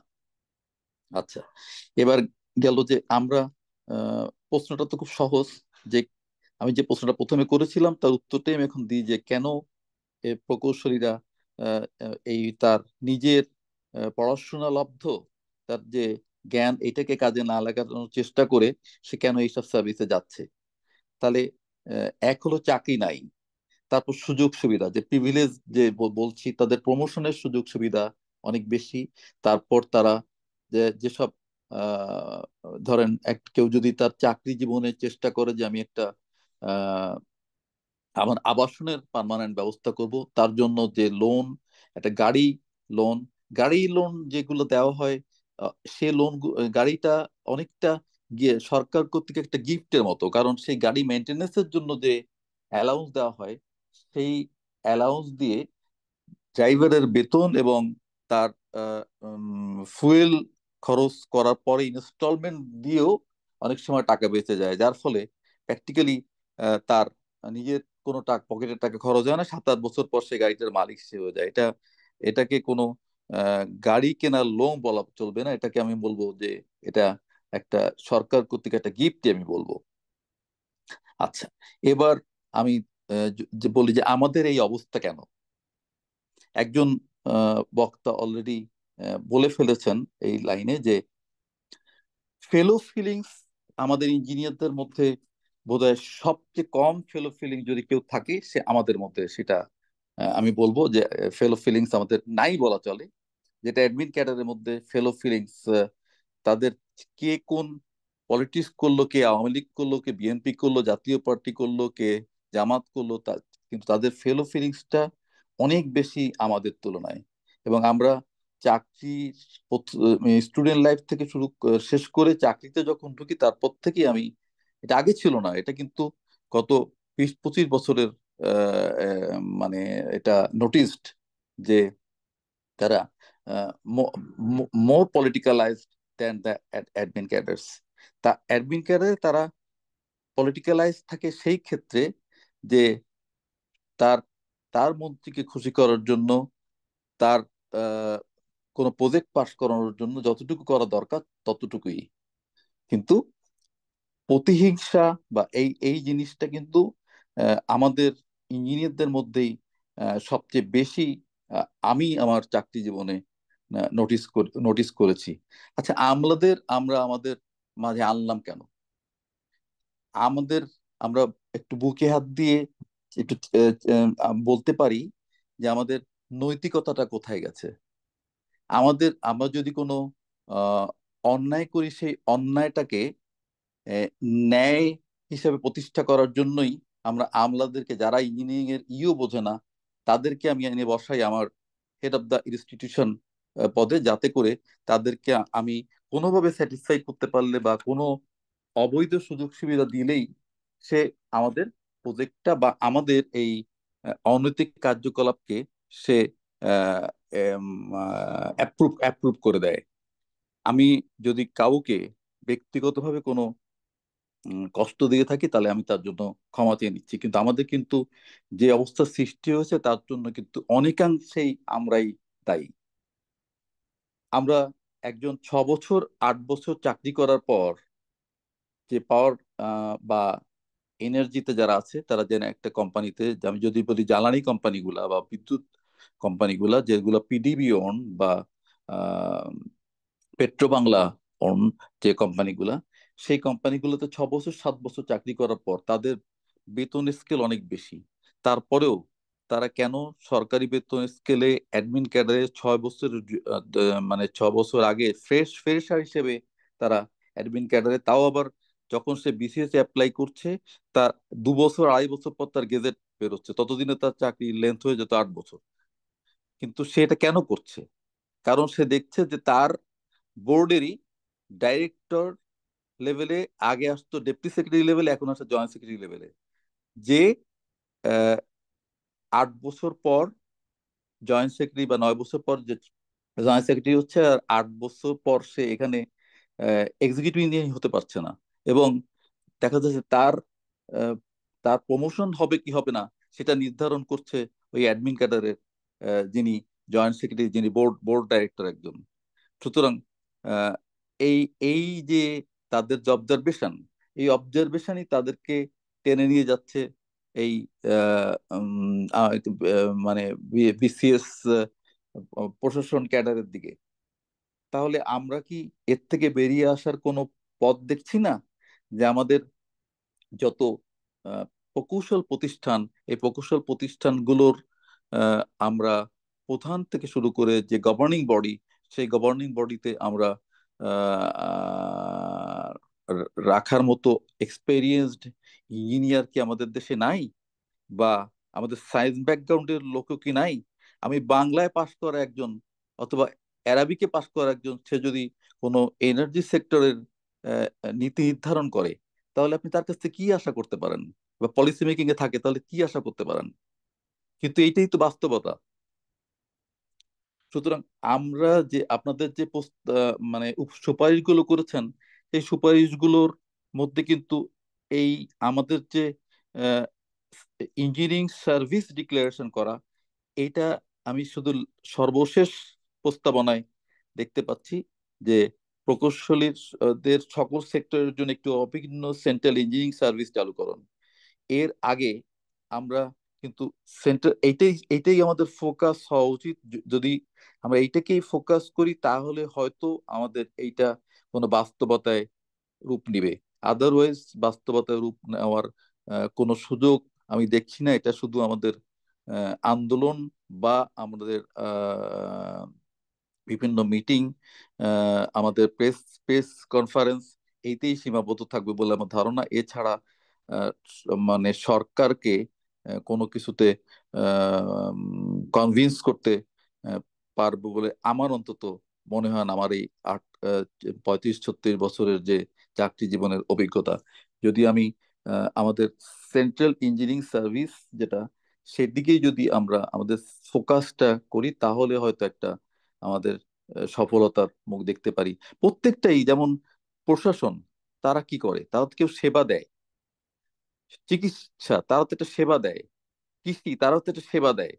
ইঞ্জিনিয়ারিং যে ডিপার্টমেন্টকে বলি না কেন, বিদ্যুৎ বলি না কেন, জ্বালানি বলি না কেন, পাবলিক হেলথ বলি না কেন, রোডস বলি না কেন, পিডব্লিউডি বলি না কেন, রেলওয়ে বলি না কেন, সব তো সেবা দেয়।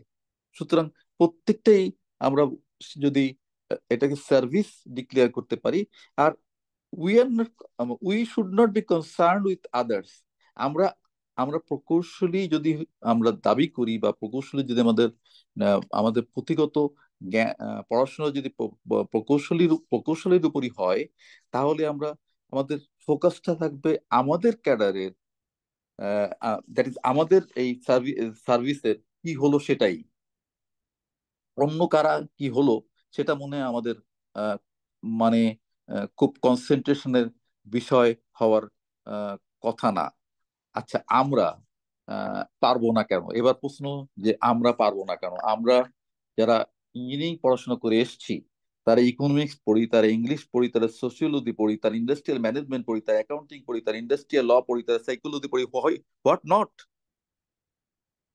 তাহলে আমরা পারবো না কেন?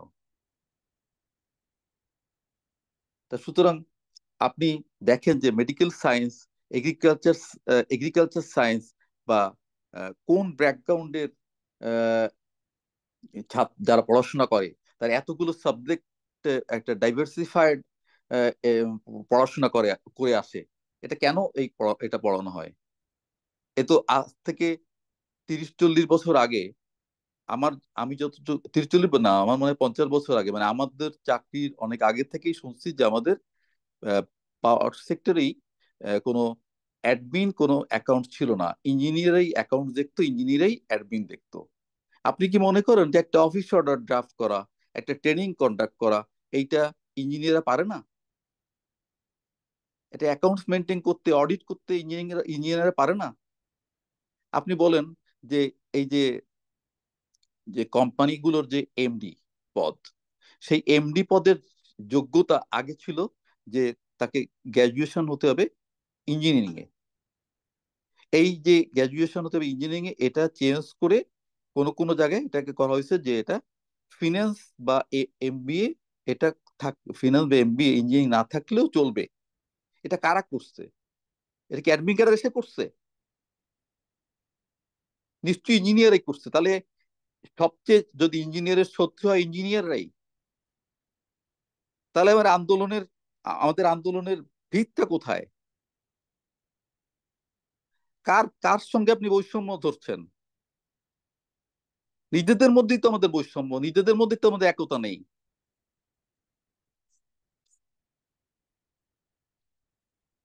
আমি আবারও বলছি, আমি যদি আপনাদেরকে কোনো আহ মানে কষ্ট দিয়ে থাকি, বা কাউকে কোনো আঘাত করে থাকি, তার জন্য আমি আন্তরিকভাবে দুঃখিত। কিন্তু আমার পাবলিক সার্ভিস কমিশনের 3 বছর 9 মাসের কিছু তিক্ত অভিজ্ঞতা, এবং আমার চাকরি জীবনেরও কিছু তিক্ত অভিজ্ঞতাই, সব অধিকাংশই ভালো অভিজ্ঞতা, তিক্ত অভিজ্ঞতা খুবই কম।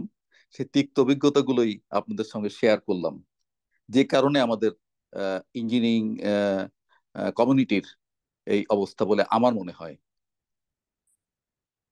Thank you very much. জি, অসংখ্য ধন্যবাদ জাহিদুল রশিদ স্যারকে। স্যার আমাদের যে প্রবলেম সেটার খুব মূলে যে ধরেছেন, যে আমাদের ইঞ্জিনিয়াররা আমরা বলতেছি আমাদের দাবি দেওয়াগুলোর কথা, কিন্তু আসলে আমরা ইউনাইটেড না। আমাদের একতার কথা স্যার বলছে। সো আমাদেরকে ঐক্যবদ্ধ হতে হবে আমাদের দাবি দেওয়াগুলো আদায় করতে হলে। এবং আমরা এটাও শুনলাম যে আসলে স্যার যখন পাবলিক সার্ভিস কমিশনে ছিলেন, তখন স্যারকে ইঞ্জিনিয়ারদেরকে বাকি মেম্বাররাও চাচ্ছিল যে ইঞ্জিনিয়াররা কেন বেশি আসতেছে, এটা বাকি মেম্বারদের জন্য একটা হেডেক ছিল। স্যার তার বিরুদ্ধে যে স্যারের অবস্থান, সেই অবস্থান নেওয়ার জন্য আমরা আমাদের পরিষদের পক্ষ থেকে স্যারকে ধন্যবাদ জানাচ্ছি।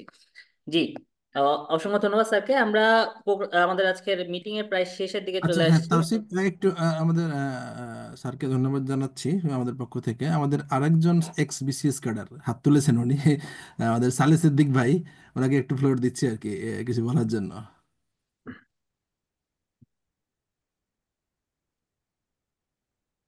সালে সিদ্দিক ভাই, আপনি আছেন? আনমিউট করে।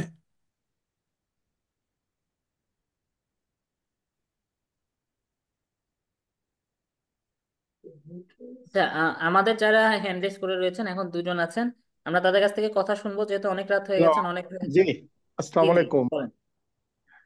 এতক্ষণ আমি খুব মনোযোগ সহকারে আমাদের আম, আম, যিনি পাবলিক সার্ভিস কমিশনের সদস্য ছিলেন ওনার কথাগুলো শোনার সুযোগ হয়েছে। তা আমি অন্যান্য যারা আজকে পার্টিসিপেট করেছে তাদের কথা শুনেছি। এই যারা আয়োজন করেছেন তাদেরকে আন্তরিক মোবারকবাদ জানিয়ে আমার সংক্ষিপ্ত দু একটি কথা। আমি বিসিএস ক্যাডার সেভেনের সদস্য ছিলাম, তথ্য মন্ত্রণালয় তথ্য প্রকৌশল। তা আমি মোটা দাগে দু একটা কথা বলবো। সেটা হলো যে আসলে দেশে এখন যে অবস্থা, আর আর যারা আজকে আয়োজন করেছেন তাদেরকে অনেক দায়িত্বশীল ভূমিকা নিয়ে এই বিষয়গুলোর সাথে যদি আমরা টোটাল প্রকৌশল সমাজকে এক করতে পারি, এক। দ্বিতীয় হলো যারা প্রকৌশল ইউনিভার্সিটিগুলোর ছাত্র আছে তাদের কাছে এই বিষয়গুলোকে আমরা সেমিনার সিম্পোজিয়ামের মাধ্যমে উপস্থাপন করতে পারি, দুই। তিন হচ্ছে রাজনৈতিক দল যারা আগামীতে দেশ পরিচালনা করার চিন্তা করে বা করবে বা যেটাই হোক, রাজনৈতিক দলগুলোর কাছেও আমাদের এই বিষয়টা রাখা, যে তারা একটা কমিটমেন্টে তাদেরকে নিয়ে আসা যায় কিনা। তিনটে প্রস্তাব। আর চতুর্থ হচ্ছে যে এই ধরনের আরো আরো ওয়ার্কশপ অথবা সেমিনার মত বিনিময় সবার আয়োজন করা, এবং এটা একটু ফ্রিকুয়েন্টলি হতে হবে, বেশি ফ্রিকোয়েন্সি থাকা দরকার। ধন্যবাদ। জি ধন্যবাদ সালে সিদ্দিক ভাইকে। আমরা ভাইয়ের পরামর্শগুলো আমরা আমলে নিচ্ছি এবং ইনশাল্লাহ আমরা খুব দ্রুতই এই বিষয়ে পদক্ষেপ নিব।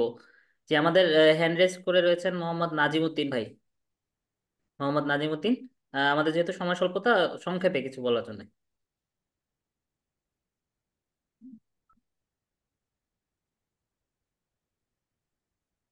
জি মোহাম্মদ নাজিমুদ্দিন, যদি কথা বলা সম্ভব না হয় তাহলে ইঞ্জিনিয়ার মোহাম্মদ জুনায়েদ কে আমি অনুরোধ করছি কথা বলার জন্য।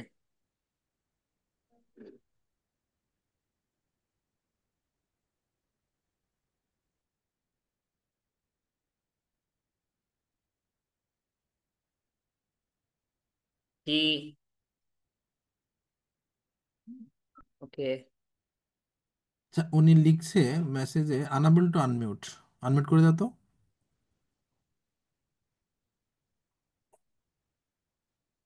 আচ্ছা, এখন করতে পারবেন, এখন করতে পারবেন, আনমিউট করতে পারবেন।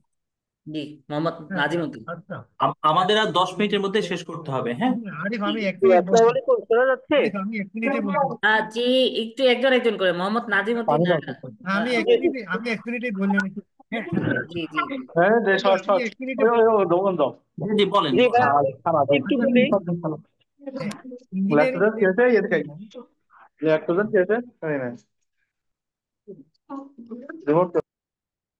জি আহ, ম- মোহাম্মদ নাজিমুদ্দিন, আপনাকে কথা বলার জন্য অনুরোধ করছি। নাজিমুদ্দিন, আপনি আনমিউট করতে হবে, আনমিউট করেন, মিউট জি হয়ে আছে। তা নাজিমুদ্দিন। জি, আনমিউট হয়েছে। জি, শোনা জি যাচ্ছে? ও নিজামুদ্দিন, সরি। ধন্যবাদ ভাইয়া, আমাকে এই সুযোগটা দেওয়ার জন্য। আমার ওপিনিয়ন, আমি পড়াশোনা করেছি বরিশাল পলিটেকনিক, তারপরে ওয়ার্ল্ড ইউনিভার্সিটি গ্রাজুয়েশন করেছি, এরপর এমবিএ করেছি। এরপর প্রাইভেট সেক্টরে 7-8টা রিয়েল এস্টেট কোম্পানিতে চাকরি করেছি। নিজে এখন একটা প্রতিষ্ঠান করে ওইটাতেই কাজ করছি। তো আসলে আমাদের আসলে যেটা হলো চেইন অফ কমান্ড, মানে ঊর্ধ্বতন কর্তৃপক্ষ আমাদেরকে যা করতে বলে তাই আমাদের করতে হয়। তো এখন অনেক ক্ষেত্রে দেখা গেছে যে ইথিক্স এর বাইরে যেও কাজ করতে হয়, এগুলো আসলে ইঞ্জিনিয়ারিং এর ওয়ার্কের মধ্যে পড়ে না, যেটা আমাদেরকে করতে বলে।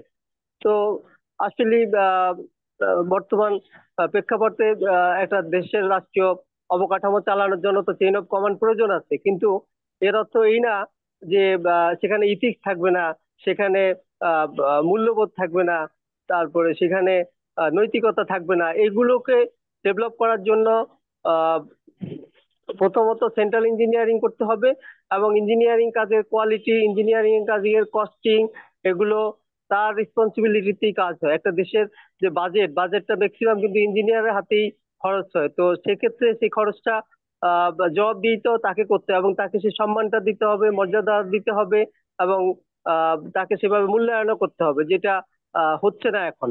তো এটাই আমার আসলে ওপিনিয়ন। আর সেন্ট্রাল ইঞ্জিনিয়ারিং করলে এটা আসলে ভালো হবে। আর ইথিক্স এর বিষয়টা ইঞ্জিনিয়ারদের বেশি জোর দিতে হবে। আহ, ধন্যবাদ সবাইকে।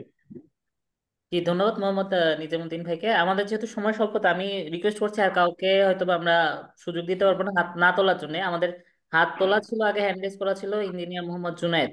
জি, সর্বশেষ। হ্যাঁ, আমি বলছি, আচ্ছা, হ্যাঁ, আমাদের ধরেন ইঞ্জিনিয়ারিং লিডারশিপের জন্য যে উদ্যোগটা হবে আগামী 30-40 বছর পর্যন্ত, এটা হয়তো 700-800 বিলিয়ন ডলারের মতো হইতে পারে, এবং অলরেডি হয়তো 200-300 বিলিয়ন ডলারের মতো হয়ে গেছে। এই জিনিসটা খুব রেড লাইটে সরকারের দেখাইতে হবে যে সেন্ট্রাল ইঞ্জিনিয়ারিং মানে ইঞ্জিনিয়ারিং মিনিস্ট্রি পর্যন্ত একজন ইঞ্জিনিয়ার থাকতে হবে, এবং ইঞ্জিনিয়ারিং কাউন্সিল থাকতে হবে, মানে সেন্ট্রাল ইঞ্জিনিয়ারিং। হ্যাঁ, ওইটার জন্য অলরেডি কয়েকশো বিলিয়ন ডলারের লস হয়েছে, এবং এটা হইতেই থাকবে, এবং এই জিনিসটাই এদের খাওয়াইতে হবে। ওকে। জি, ধন্যবাদ গুরুত্বপূর্ণ মতামত দেওয়ার জন্য। আমাদের সর্বশেষ আরেকজন হাত তোলা আছে, সর্বশেষ হ্যাঁ ভাই, মোহাম্মদ। আমার কথা শুনতে আমার কথা শুনতে পাচ্ছেন ভাই? জি জি জি হ্যাঁ জি ভাই, আহ, হ্যাঁ, বলেন। ধন্যবাদ। আসলে একটা প্লাটফর্ম করে এরকম ইঞ্জিনিয়ারদের হ্যাঁ, যে দাবি দাওয়া গুলো সেগুলো তুলে দেওয়ার জন্য আপনাদের ধন্যবাদ।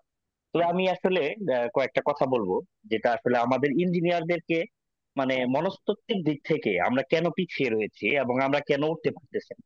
এটার ভিতর আমার পার্সোনাল অবজারভেশন আমি বলবো। আমি বুয়েট থেকে পড়াশোনা করেছি এবং বর্তমানে একটি সরকারি প্রতিষ্ঠানে ইঞ্জিনিয়ার হিসেবে কর্মরত অবস্থায় রয়েছি। এবং আমি মোটামুটি অবজারভেশন করেছি যে আমাদের ইঞ্জিনিয়ারিং এর যে কাজগুলো রয়েছে সেইগুলোতে আমাদের ফল্ট গুলা কি। এবং আমি সত্যি করে বলতে চাই যে আসলে আমরা ইঞ্জিনিয়াররা নৈতিকভাবে অনেকটাই মানে নিজেদেরকে ছোট করে ফেলেছি। অন্যান্য মানুষ যে আমাদের চোর বলে, এটা আসলে রাইট, সত্যি কথা, ঠিক আছে।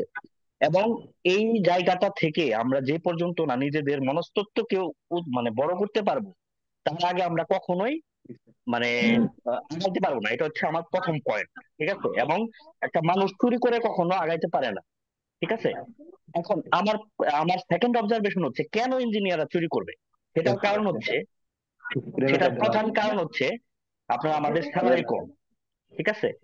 আপনি যদি একটা হাইলি কোয়ালিফাইড একটা ছেলে, যে কিনা বুয়েট থেকে পড়াশোনা করছে বা কুয়েট চুয়েট টুয়েট থেকে পড়াশোনা করছে বা ভালো একটা পলিটেকনিক থেকে পড়াশোনা করে ইঞ্জিনিয়ারিং একটা সফিস্টিকেটেড জিনিসকে আউট করেছে তার মাথায়, সে কিন্তু তার ওই আপনার একটা নবম গ্রেডে 24,000 টাকা দিয়ে স্যালারি করে তার মান্থলি হয়তো 39,000 টাকা প্রথমে জয়েন করতেছে, সেটা দিয়ে সে বিবাহ করে বউ বাচ্চা পালা, এটা সম্ভব না।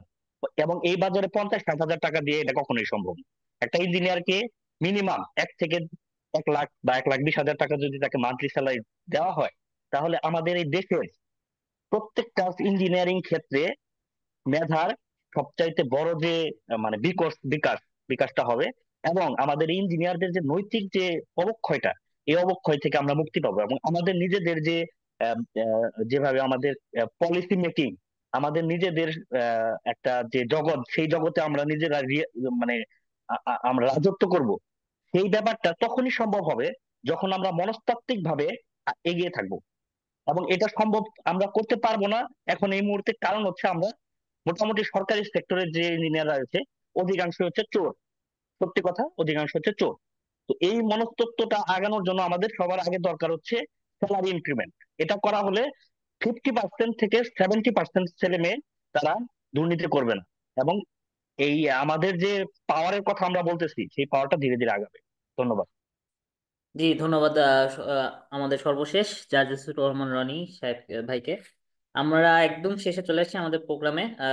আমরা হচ্ছে এখন সর্বশেষ কথা বলার জন্য অনুরোধ করছি। আমাদের এখানে যুক্ত রয়েছেন জাতীয় নাগরিক কমিটির কেন্দ্রীয় সদস্য এবং জাতীয় নাগরিক কমিটির যে ইঞ্জিনিয়ারিং উইং, আমরা কিন্তু বৈষম্য বিরোধী প্রকৌশলী পরিষদ জাতীয় নাগরিক কমিটির সাথেও কাজ করছি। তো আমাদের সেই ইঞ্জিনিয়ারিং উইং এ রয়েছেন আমাদের আলী আম্মার মুয়াজ। আহ, এখন আমি কথা বলার জন্য অনুরোধ করছি আলী আম্মার মুয়াজকে, খুবই সংক্ষেপে।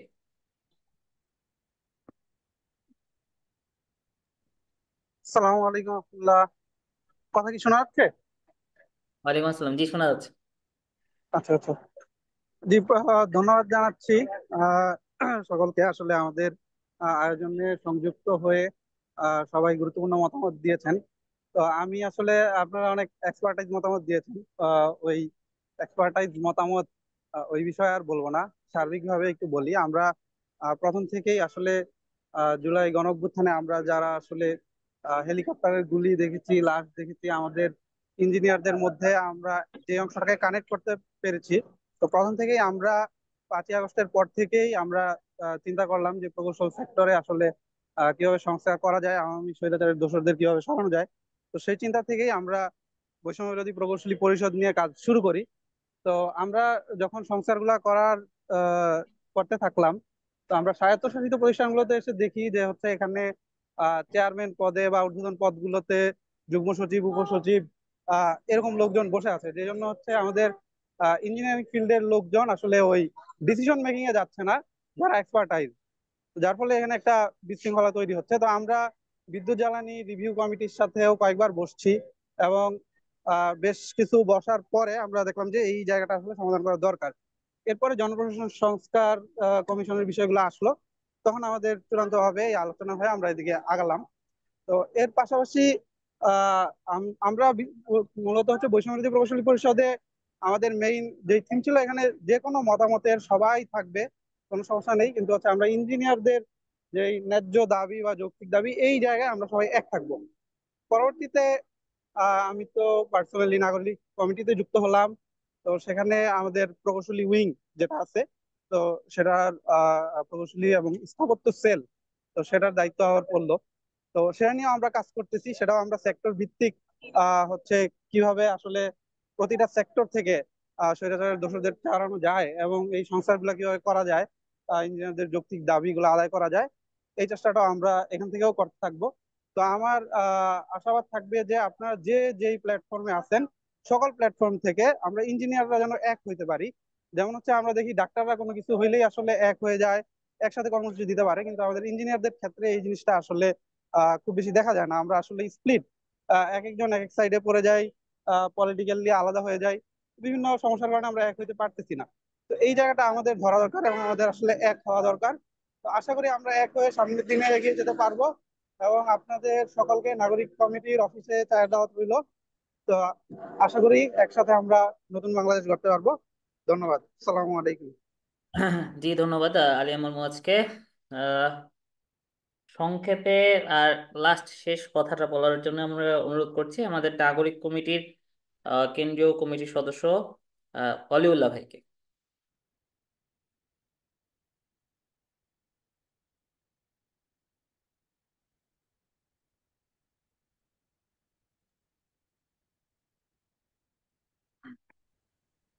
ওয়ালিউল্লাহ মানে এই মুহূর্তে যুক্ত নাই।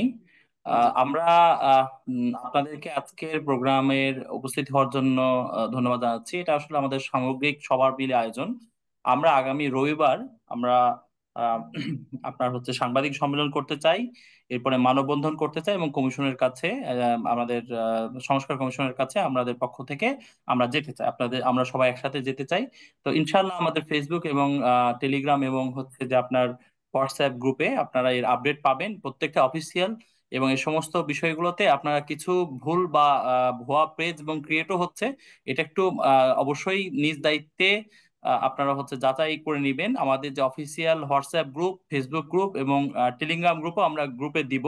একটা আমরা দেখলাম যে অন্য কেউ একটা গ্রুপ খুলে ফেলছে, এই জন্য এগুলো যেন না হয়।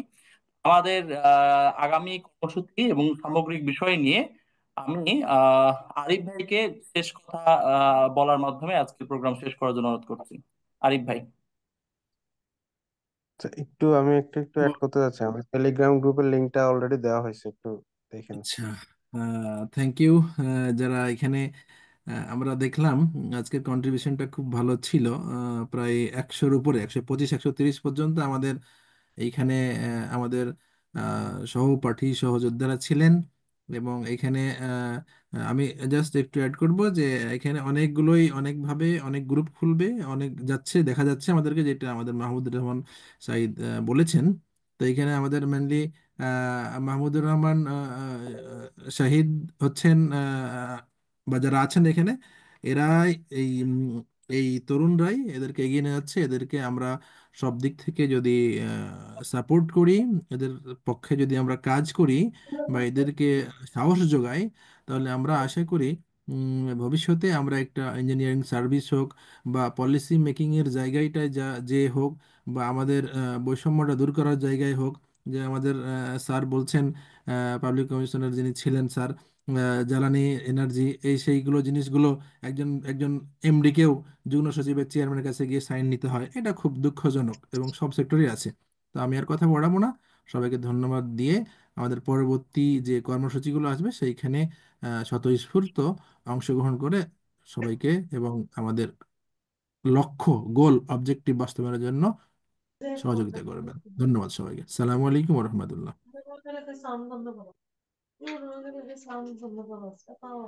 না, আমি তো কথা বলার সময় তোমার ইয়ে করতে পারছি, আমি যখন শুনতে তুমি তো একটা শুনতে পাচ্ছি, আমি যখন কথা বলছি